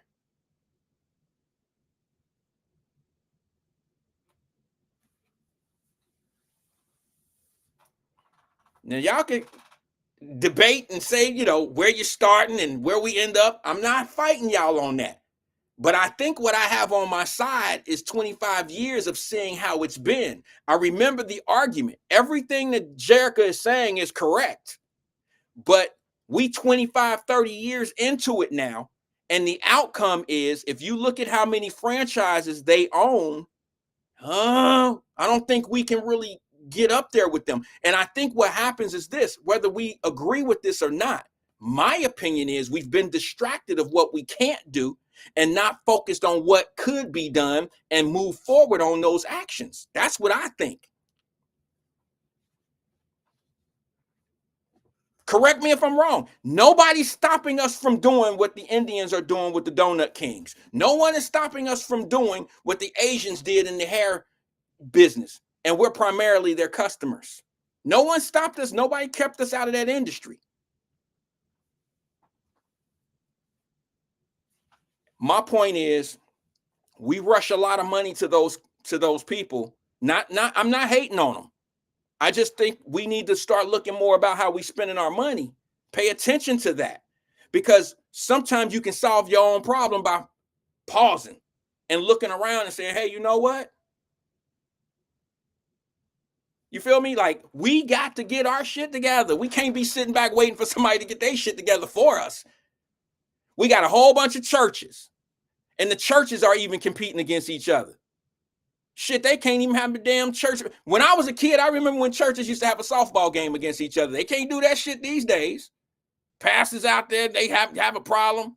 You know what I'm saying? Shit get bad out there. I'm just being honest, bro. We live in a different world. But one thing that we can say is one business that we've been able to do, and here's my thing. I'm not trying to be nasty, rude, or ugly about this.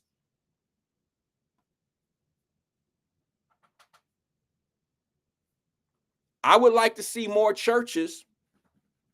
Let me just say this before I put my foot in my mouth. Let me make it make sense. All right. I'm gonna make this point backwards. I'm gonna read the book from the back to the front when I say this.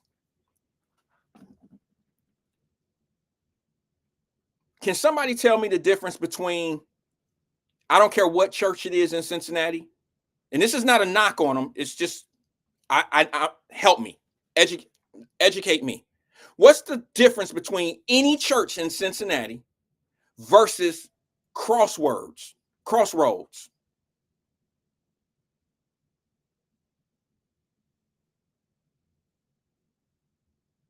I'm reading your comment. I pose that question to anybody on here while I read a couple of these comments to myself.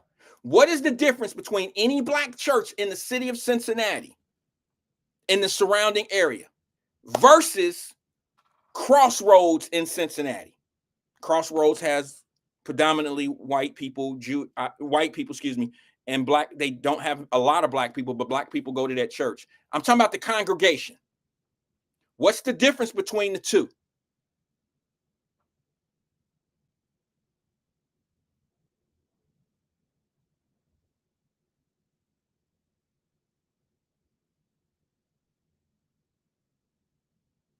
Jerica said this, and I'm gonna get back to the question because I want to answer that.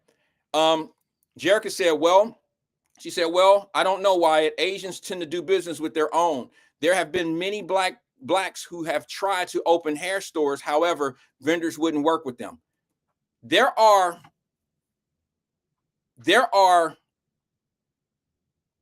truths to that, but that was then, because we didn't speak the language. You know, a lot of that stuff went from it. Let me tell you how it ports in, if I may. This is a field that I actually know something about. Guess who taught it to me? Linda. And I'm a black guy.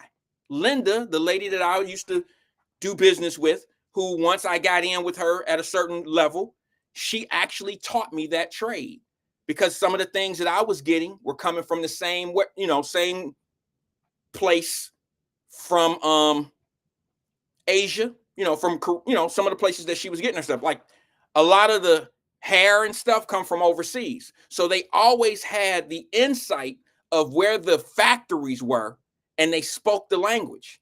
But that shit went out of the window when the internet became a part of life. And when you can do business over the internet, those people in Korea, in China, they don't care what color you are. They don't care. They'll sell to you the same price Linda and them getting. At one point, Jerica, there's truth to what you're saying, because I faced it. But I had to learn from somebody that spoke the language. She was buying in bigger bulk. She was buying perms, and all this shit was going from the ports to Chicago. That stuff comes from Chicago. They ported it into Chicago, and Chicago has the mass distributions. You couldn't go to Chicago and buy something the same price that you can buy it, like what Linda could buy it for. Linda was buying from where Chicago ports was buying it from. So if you were black trying to buy hair and stuff like that, it was coming from a Chicago port, and you were overpaying. They were selling perms $3 a box cheaper than you could sell it for. There's truth to that. But then a certain thing happened, and we start being able to buy from these wholesalers. Let me get back to my church comment, because a lot of people made a comment about it.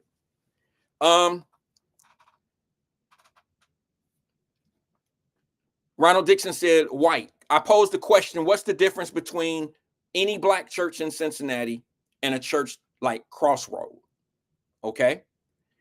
Ronald Dixon said white. Yeah, there's truth to that. It's predominantly white, but that's not quite what I was going for. But yeah, that could be it. That's some of it, I should say. Mama Birch says less money for the smaller church. Okay. Twin says them Yankees gatekeeping ninja. Okay. E-Man, what's up, bro? He says Crossroads gets lots of corporate money. Okay. Jerica says younger people. Okay. Ronald Dixon says different races. Okay. Preston puts one. I'm not quite sure. Stephen Speed says Crossroad has corporate sponsorship. Okay. Crystal Hoskins says Crossroad definitely provides outreach support to all communities. I believe black churches do that as well, but I think at a different level, but I agree with that. Ron Dula, what's up? He said what they preach. Okay. Mama Birch says we have to learn to work together, point blank. Okay. Dante Johnson says real talk. There is nobody coming to save us. There isn't anyone we can vote for that's going to fix our life. We need to figure out a way to become one of the rich people we always complain about. Okay. That wasn't there, but I respect your comment. He said, Crystal says, and any diversity.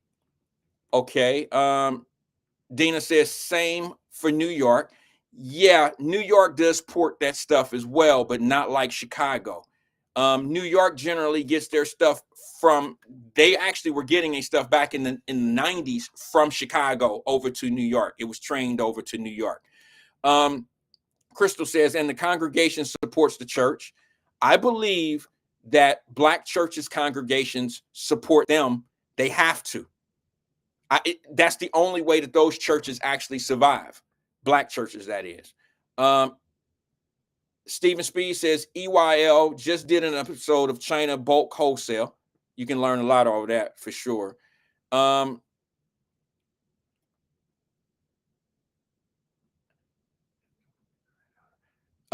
AP says, and he's answering to Jerica, he says, that's the only thing that sometimes bothers me about conversations about this. We can't overlook that there are some systematic hurdles and beyond closed doors agreement that still exists. Okay, AP, I don't see.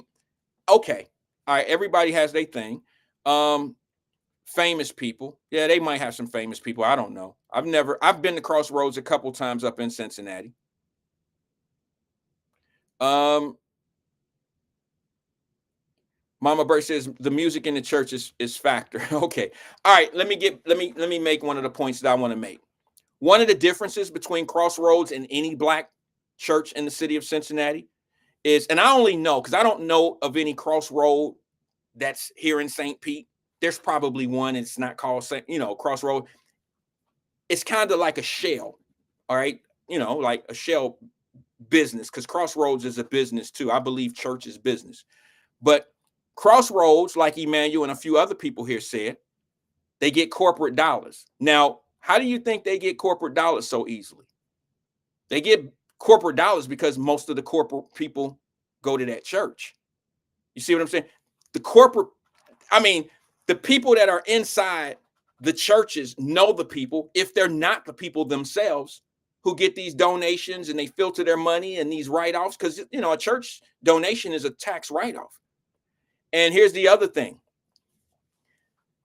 Whether we want to believe it or not, white people, and I don't mean this to be disrespectful because we have beautiful people of all races on this platform.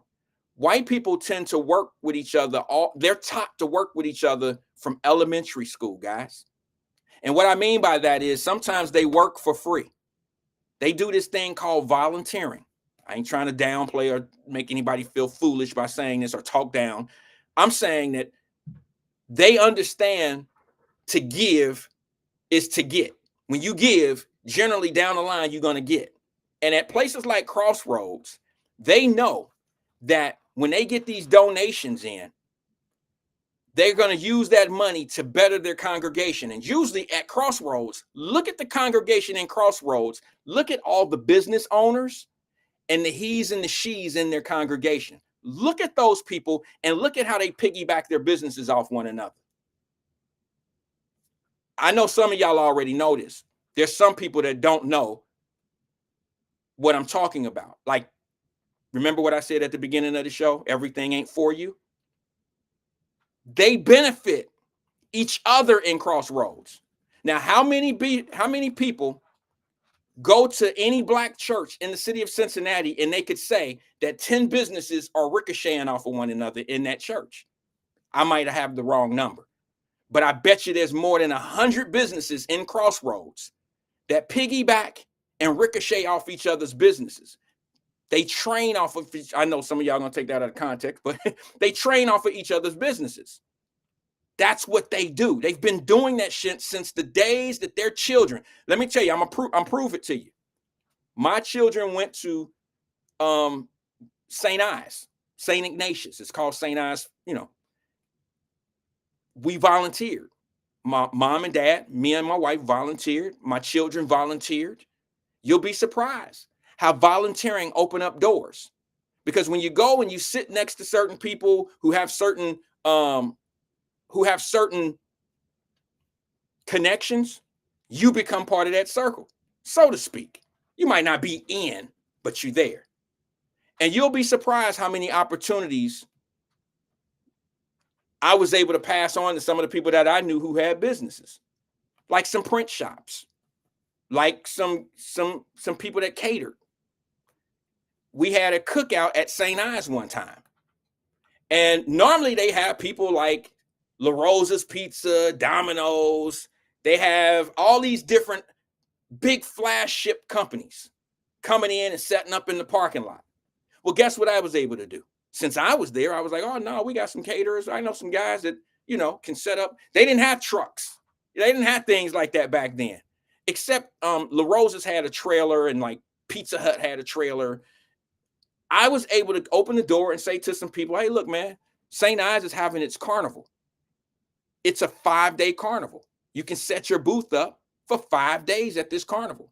I believe it's only $100 a day, $500 to be at this carnival that there's going to be thousands of people in the next 5 days. This is an opportunity for you to get your product out there, let them taste your food, things of that nature. It's all about the connections. And if Crossroads has all these business owners who could sit there and double dip when it comes down to donations, tax write-offs, plus piggyback off each other's businesses, I just posed the question, is that what our churches are doing? I mean, yeah, you got some churches in Cincinnati that probably would do it if the congregation were business owners, if they had more people sitting in the congregation that had services to offer to the community. I'm not saying that we don't. I'm saying that is an unbelievable, that is a pipeline of doing business.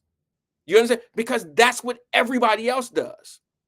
So when I posed the question of what's the difference between Crossroads and any black church in Cincinnati, it's not by far saying that Crossroads is you're not going to have a better Sunday of deliverance of the word. I'm not suggesting that at all. I'm not saying Crossroads is a better location to praise the Lord. I'm saying that it's a business connect.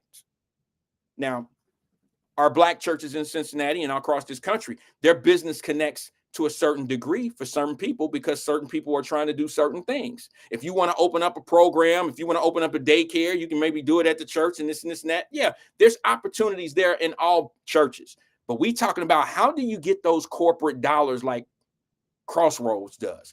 If you don't believe me, go look at Crossroads. It's a nonprofit organization, so that means their books are open. Go look at how they're buying land.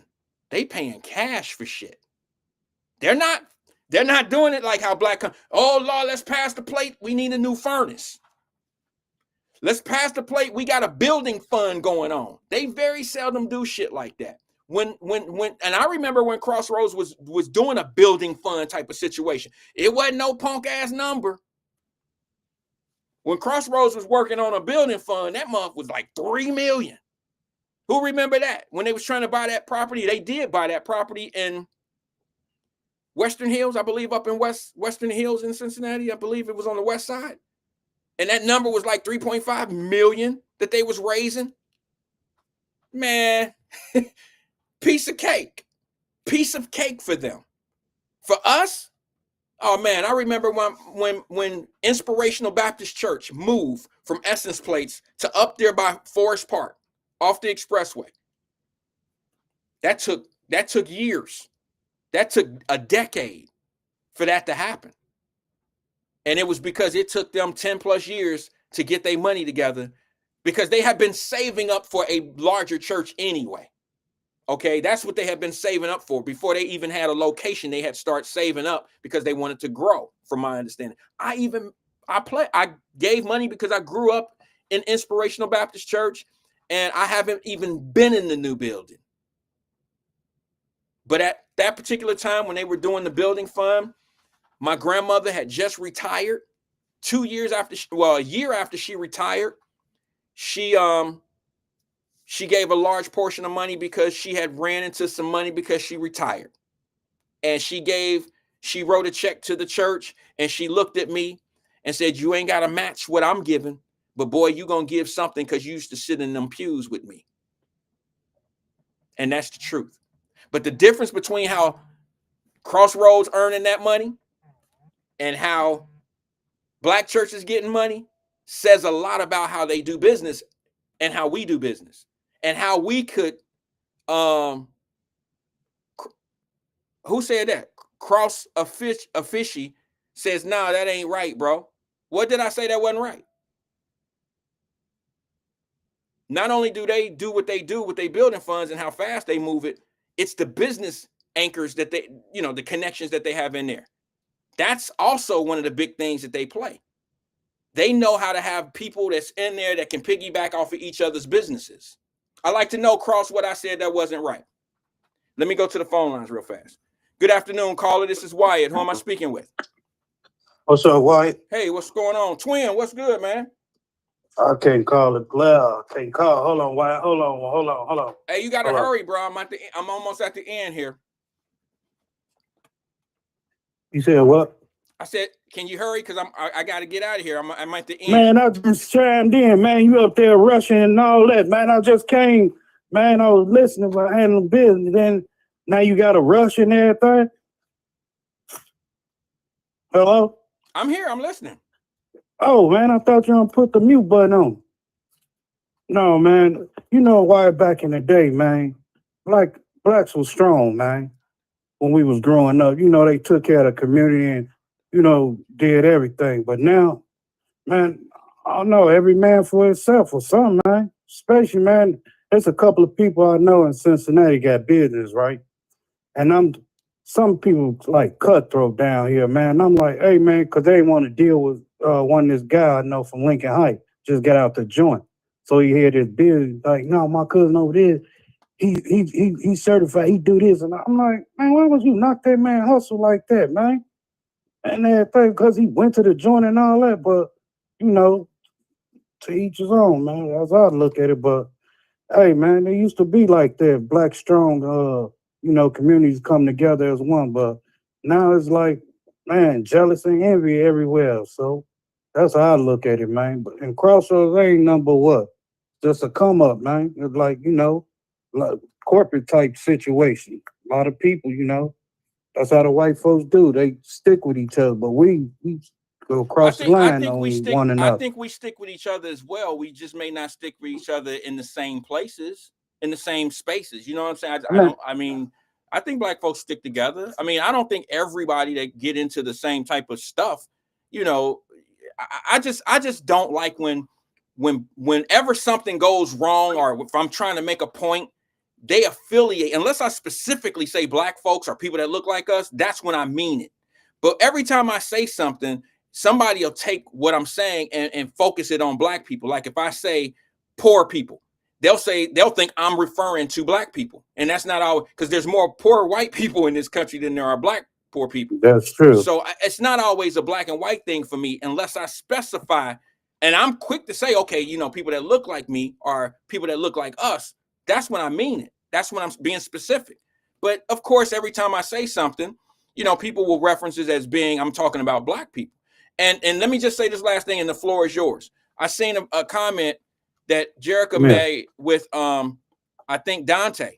She says something. I wish she would have said it. Hold on one second. She said something to the nature of, I'll find it. It said, Dante Johnson, networking I agree with, but saying white children are taught to volunteer and implying that black children are not is far-fetched and untrue in my opinion. I value your opinion, Queen, but I can tell you right now, it is implemented in Catholic schools, and in a lot of white people tend to volunteer. They used to volunteer down at the Boys and Girls Club and pick us up as at Big Brothers and Big Brothers program. It's just not something that you hear maybe where you live, but in a lot of the communities that we lived in growing up, volunteering was never something that was implemented in what we did. Twin, had volunteering, was that ever something that you grew up doing? Volunteer for what? Exactly.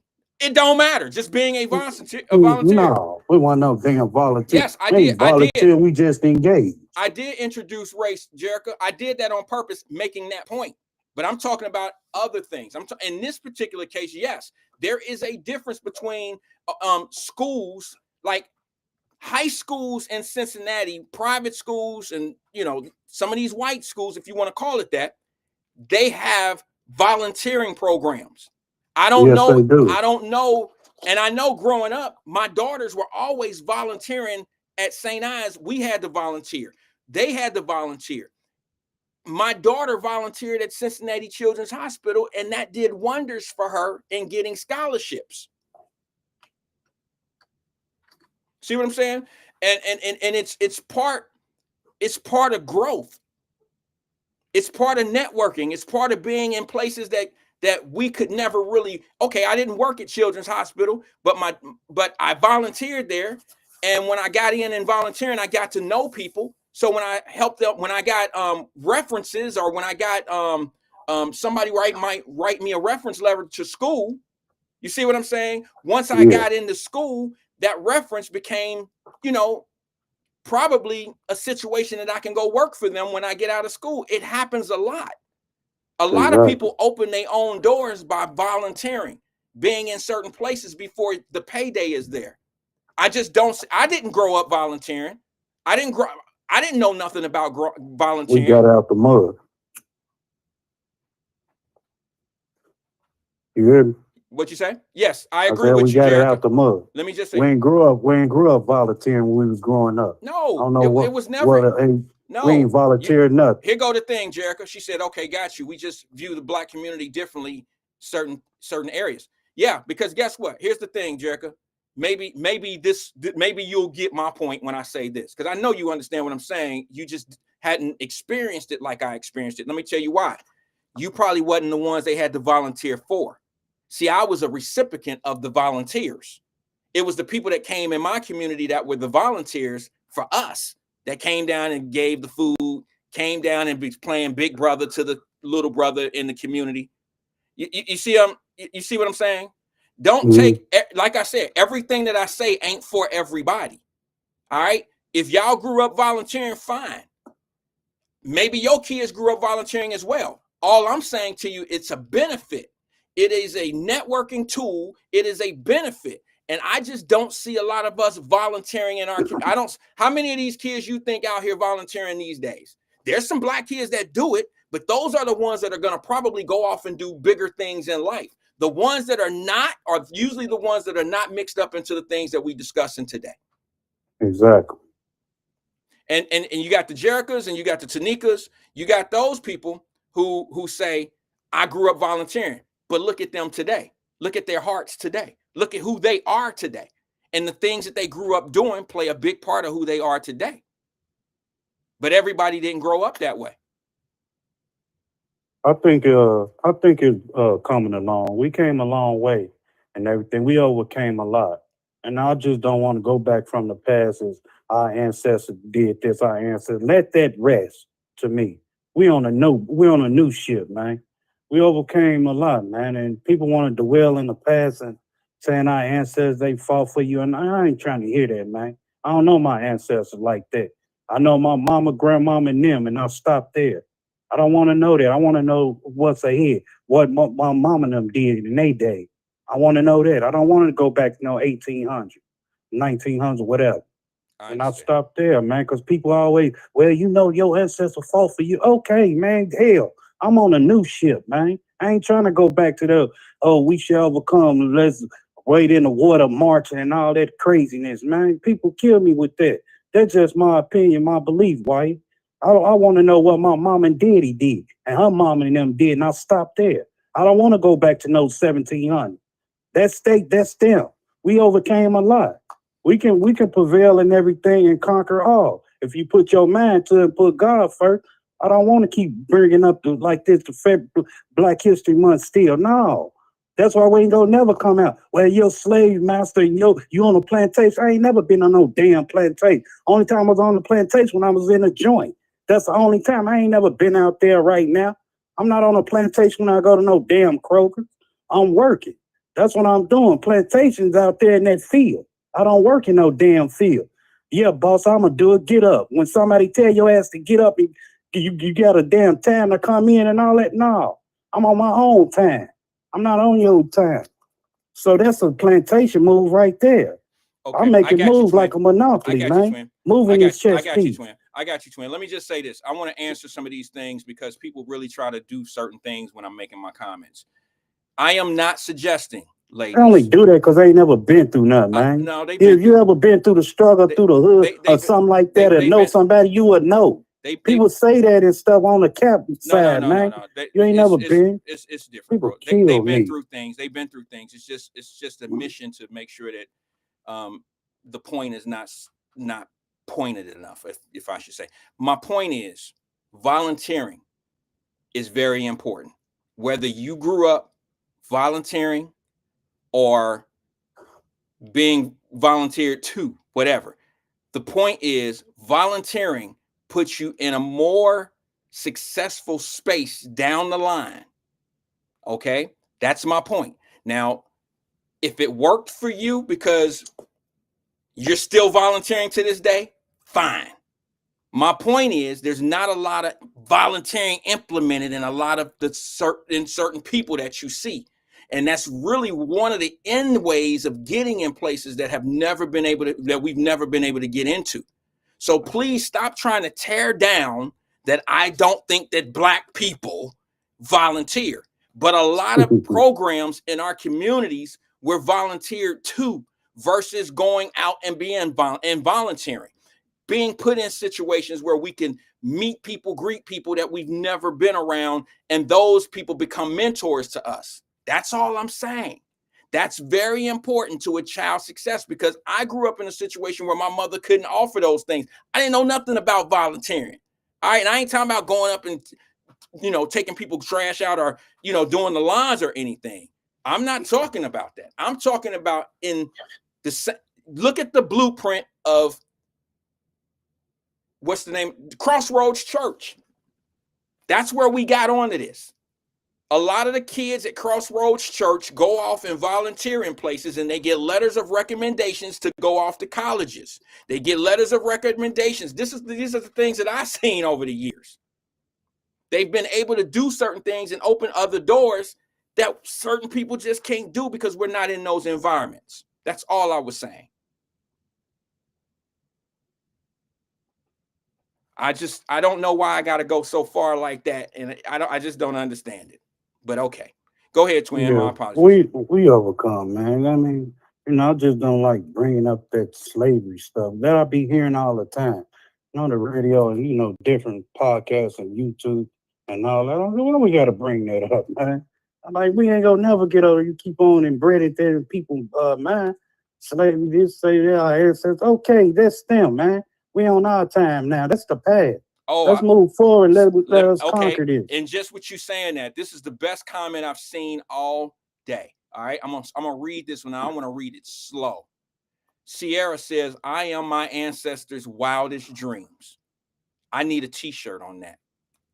I am going to make that a T-shirt. She said what? She said, "I am my ancestors' wildest dreams." Okay. That is powerful. Okay, if I agree with it to a certain, but hey, bro. That's to each his own. But I just don't. That's it. Me as a person, I just don't like that. You gonna keep on inbreeding that slave mentality to our mind. It's like, man, what? You keep holding on. Hey, I can't do nothing. White man, this white man, slave and all this. No, man, I don't want to listen to that stuff. I don't like that. I don't celebrate the Juneteenth, walking, boycott, none of that stuff, man. That stuff don't mean nothing to me, man. I dwell on the future, man. What's ahead, what's lie ahead or whatever for my kids and all that, family. I don't go back, man. That's state time and all. I'm on twin them time. Well, my mama and them taught me and my daddy. I ain't with that, man. So I look at that fits in what she just we said. not marching no more. That fits. Hey, let me just say this. I want to read this. Tanika says, Wyatt, I think the issue with some of your, I think she said, with some of your statements are they generalize a group of people. I don't believe that is intentional, but it happens a lot in my opinion. You're probably right, because you got to be bold to say what I say. Sorry. I don't mean to be disrespectful to you, Tanika, but I can't sit back and say all the good without bringing in the shit that I've seen and that I've faced. I didn't do any volunteering as a child. That's a group of people. None of my friends did. We were volunteered too. None of us went out and volunteered and did anything unless it was boys club related.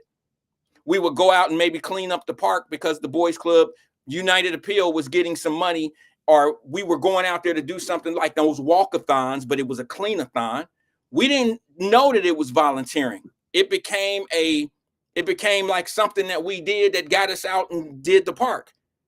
But when you in school, I'm sorry if it's generalizing, maybe it is. It's not intentional to look down on anybody.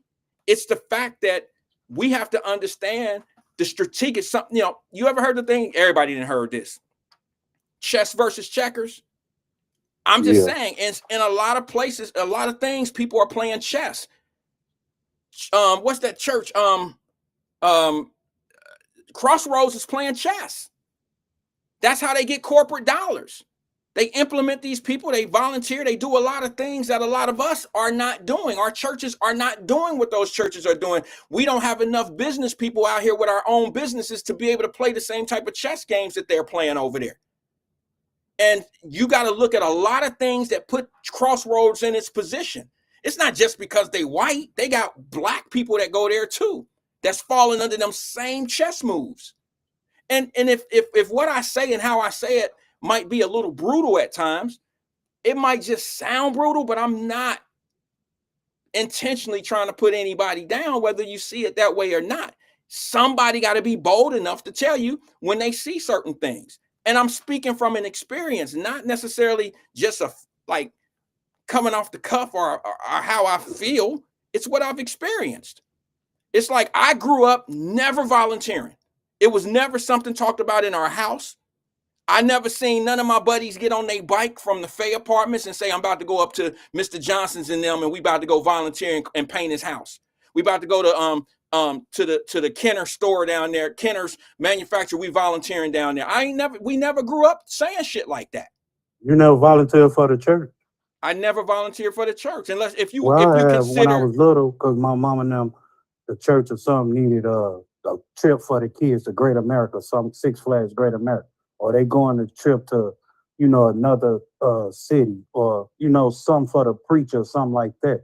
I help out, just like down well, here, hold on, White. hold on, hold on, hold My on, church hold on. I go to, There's a my difference church, between volunteering. It's a difference between volunteering for the church and doing church, church dude, activities yeah. versus going in and volunteering at the hospital or something because they know you as an individual there versus your church coming in and a group of kids come in there and they clean up the parking lot at the church. You're not an individual in that case. You're with the church.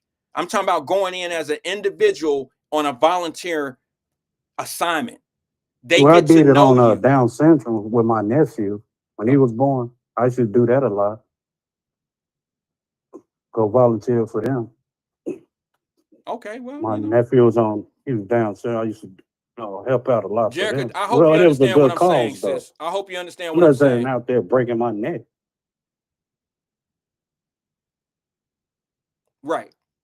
Thank you, E. I appreciate it. He said what they are saying is that because you and your friends didn't do it doesn't mean that black people don't do it. I understand that.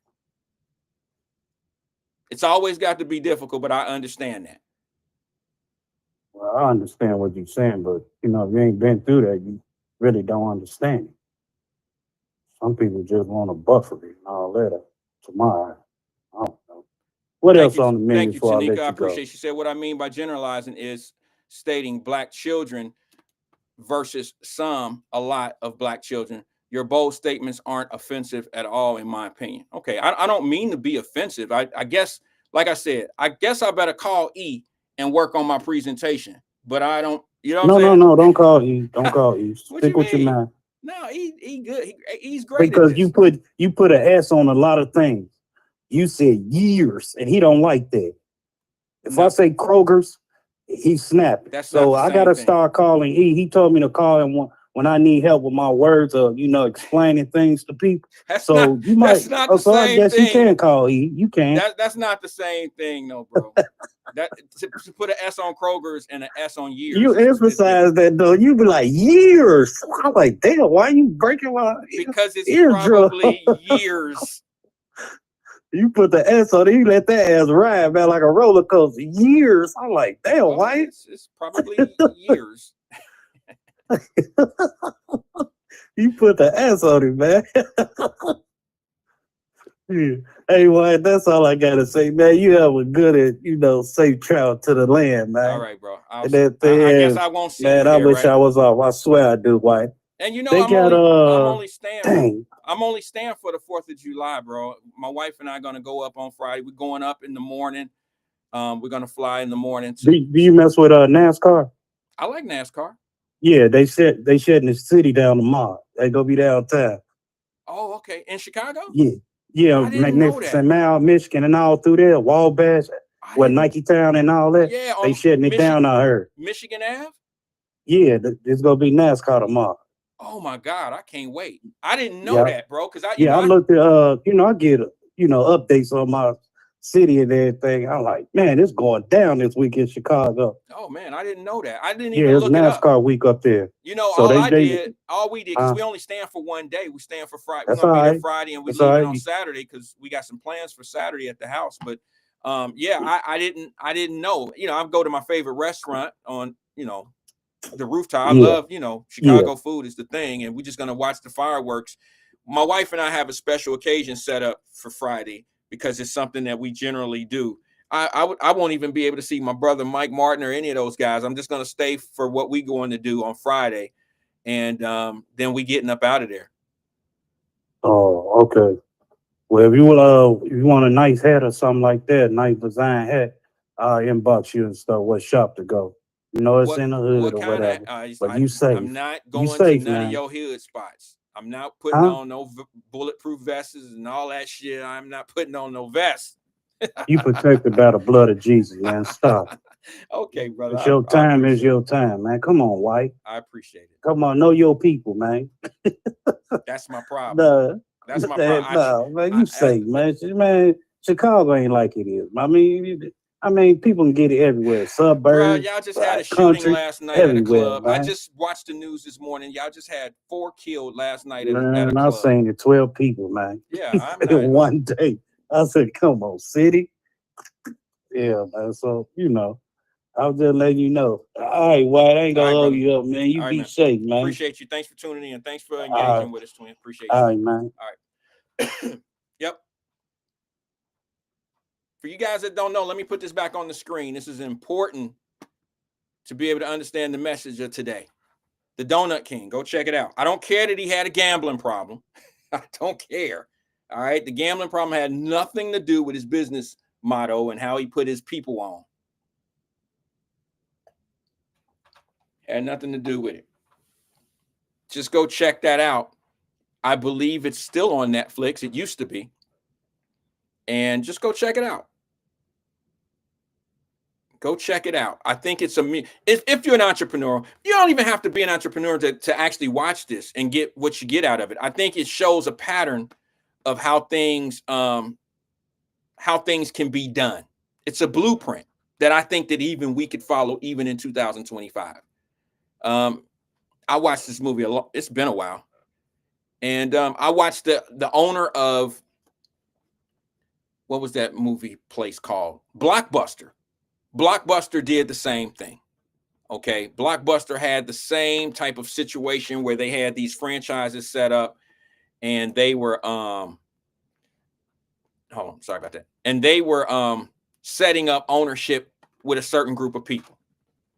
You feel what I'm saying? They were opening up opportunities in business for certain people. And I just think that it's a good way that we should look at things and how we can self-sufficiently do this stuff. Because let's just say, for instance, and I'm gonna get out of here. Let me get my thing here right. Let's just say, for instance, our churches was working in the same fashion as Crossroads. Look at how much leverage we would have at, building community wealth, or, being able to, broader each other's businesses. That was the whole point of the conversation. And one of the things that I noticed is that a lot of those business owners at Crossroads opened the door for Crossroads to get that corporate money. It is a double stab for them. They get the tax write-off and they get to benefit with the church as becoming, a donor. And then it lines other things up for them. And I don't know how many mentorships. I know churches, black churches, white churches, they all have mentor programs. I know they all have mentor programs. But how many churches do we have? Because they're a business. How many churches do we have that are setting people up in their congregations with businesses? I think that's the look at as well.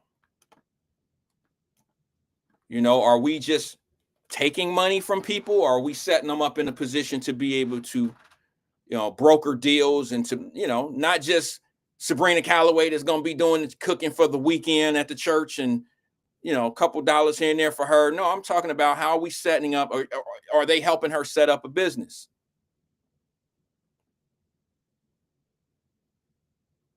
I think the church is probably the number one place. That's the only organized, and I shouldn't say only, but it's the strongest organized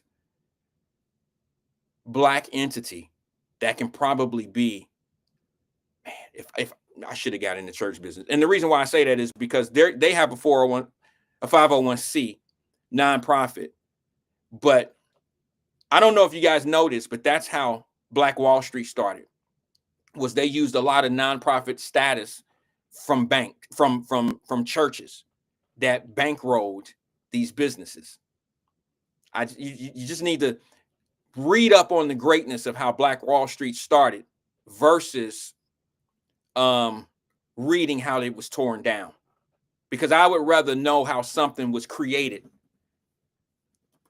versus how something was killed off. That's just my opinion. I mean, it's good to know both, but I would focus my concentration on how do we do it again. And it's not too late. It's not far gone. I've tried it, Jerica. Can I be 100 with you again and say some shit that you ain't gonna like? Let me read this because I love it. I love it when people give me good feedback. Now, when we getting good feedback, it's one thing. She says, maybe that's something you can assist churches with, a mentorship program. Here's what happens, Jerica. I'm going to say this as nicely as I possibly can. Some people don't want you coming in touching up on their shit. The only way I'm in any value there, Jerica, is if I'm bearing gifts. Some people don't want you coming in there being the superstar. They see you as being a superstar. They don't want you to take that. Y'all ain't got to believe me. You don't have to believe me. But that's part of the problem, Jerica. We may not want to agree, but I've been there. But these people, and I don't mean black people, white people. I mean, these type of people, because white churches do the same thing. You can't come up in there trying to steal the shine. You know what I'm saying? I've given a lot to the black kids in the city of Cincinnati and never asked for any acknowledgement, never asked for anything. You would have never known about it if I never started Wyatt Live. And the only reason why it came up is because people brought it up. I've spoke on it a few times after it came up. But here's the thing. People pretend that they want you to be part of what they're doing, but they have to benefit from you. If they're not benefiting from you financially, oh no, you open the door. She says, stop it. We believe you. It ain't about me. You believe in me. I'm going to say this respectfully. I don't care if you don't believe me. I'm just telling you what goes on. And I got examples. I got enough receipts to show you and tell you. And I'm not the only one. This ain't just me. This is a lot of people that are in position to be able to help. Sometimes you can't be better than the situation that needs your help. Because what happens is people start, even those people you helping, they'll let you help for a minute. And if they getting what they getting from you, and you tend to weed off a little bit because you see shit ain't going right because you don't see the donations or you don't see the thing, you know what I'm saying? Things aren't going right. Then not only do they try to, spin you, you become the bad guy. I promise you, Jerica, I promise you. I promise you. And then you have the stage to be able to tell people, like a platform like this, how fucked up it is how people do you when you were helping. And you know what? They've already laid the foundation of he's a hater. They get people that dislike you, misinterpret who you really are. It's a serious manipulative play. So when you start telling the truth, the lies then already stacked up on the deck of lies is all over you. You know what I'm saying? And then they go back to being who they were before you even entered the scene, and they get them a new you. I promise you it's that way. I promise you it's that way. Some people hustle is to get all the help they can get by numerous people, 1 at a time, 2 at a time, 3 at a time, sometimes 5 at a time. And they recycle these people because that's the hustle. They ain't never trying to achieve the goal. You are the goal. I promise you. That's how it go. On that note, see you guys Monday. Enjoy your holiday weekend. Peace and love to everybody, man. I'm sorry if it get bold over here, but it must be told over here. I'll holler at you.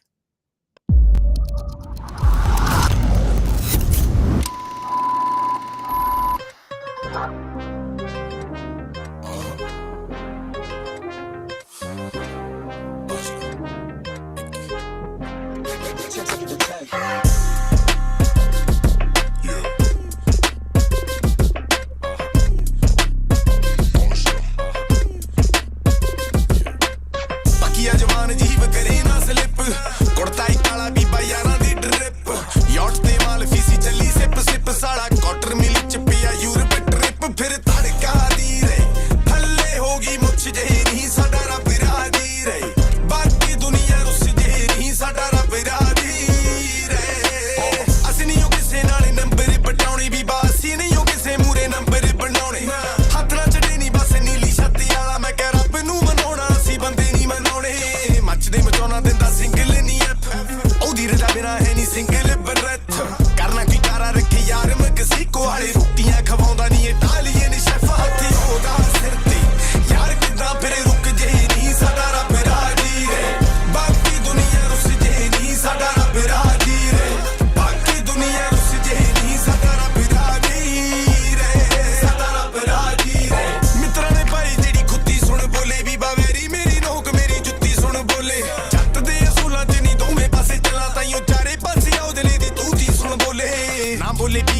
ਸੁਣੀ ਲਾ ਕੇ ਕੰਨ ਚੰਨ ਜਿਹਾ ਗੱਭਰੂ ਚੜਾਉਂਦਾ ਫਿਰ ਚੰਨ ਯਾਰ ਨਾਲ ਤੁਰਦੇ ਆ ਚੜੇ ਜਿਵੇਂ ਚੰਨ ਮੈਂ ਕਿਹਾ ਆਰਮ ਗੁੱਟ ਤੇ ਆ 3001 ਉਹ ਸਿੱਧਦਾ ਗੱਪੇ ਜਿਹੜਾ ਬੁੱਝ ਜੇ ਨਹੀਂ ਸਾਡਾ ਰੱਬ ਰਾਜੀ ਰੇ ਬਾਕੀ ਦੁਨੀਆ ਰੁੱਸ ਜੇ ਨਹੀਂ ਸਾਡਾ ਰੱਬ ਰਾਜੀ ਰੇ ਬਾਕੀ ਦੁਨੀਆ ਰੁੱਸ ਜੇ ਨਹੀਂ ਸਾਡਾ ਰੱਬ ਰਾਜੀ ਰੇ ਸਾਡਾ ਰੱਬ ਰਾਜੀ ਰੇ ਲੱਗਦੇ ਤਾਂ ਉਹਨੇ ਜੀ ਤੇ ਸ਼ੱਕ ਵੀ ਨਹੀਂ ਪੈਂਦਾ ਵੀ ਬਾਬੇਰੀ ਦਾ ਫਰਕ ਸਾਨੂੰ ਕੱਖ ਵੀ ਨਹੀਂ ਪੈਂਦਾ ਬੱਗੇ ਦੇ ਮੁੰਡੇ ਦੀ ਸਾਲੇ ਕਰਦੇ ਨੇ ਰੀਸ ਨਹੀਂ ਮੈਂ ਉੱਥੋਂ ਕੱਢਾਂ ਨੋਟ ਜਿੱਥੇ ਹੱਥ ਵੀ ਨਹੀਂ ਪੈਂਦਾ ਬਚ ਕੇ ਰਕਾਨੇ ਸੁੱਤੀ ਸ਼ੇਰ ਨਾ ਜੇਗਾ ਦੀ ਜੰਮਿਆ ਨਹੀਂ ਕੋਈ ਨੇੜੇ ਤੇੜੇ ਤਾਂ ਦੇਖਾ ਦੀ ਮੋਢੇ ਨਾਲ ਮਿੱਤਰਾਂ ਦੇ ਖੇਡਗੇ ਕਿੱਥੋਂ ਨਹੀਂ ਸਾਨੂੰ ਹੱਥ ਵੀ ਜੇ ਲਾਗੇ ਸਾਡਾ ਨਾਮ ਬਦਲਾ ਦੀ ਫਿਰ ਧਰ ਲਾਣੀ ਹੈ ਨਾਲ ਵੀ ਜੱਟ ਦਾ ਮੁੱਚ ਜਿਹੀ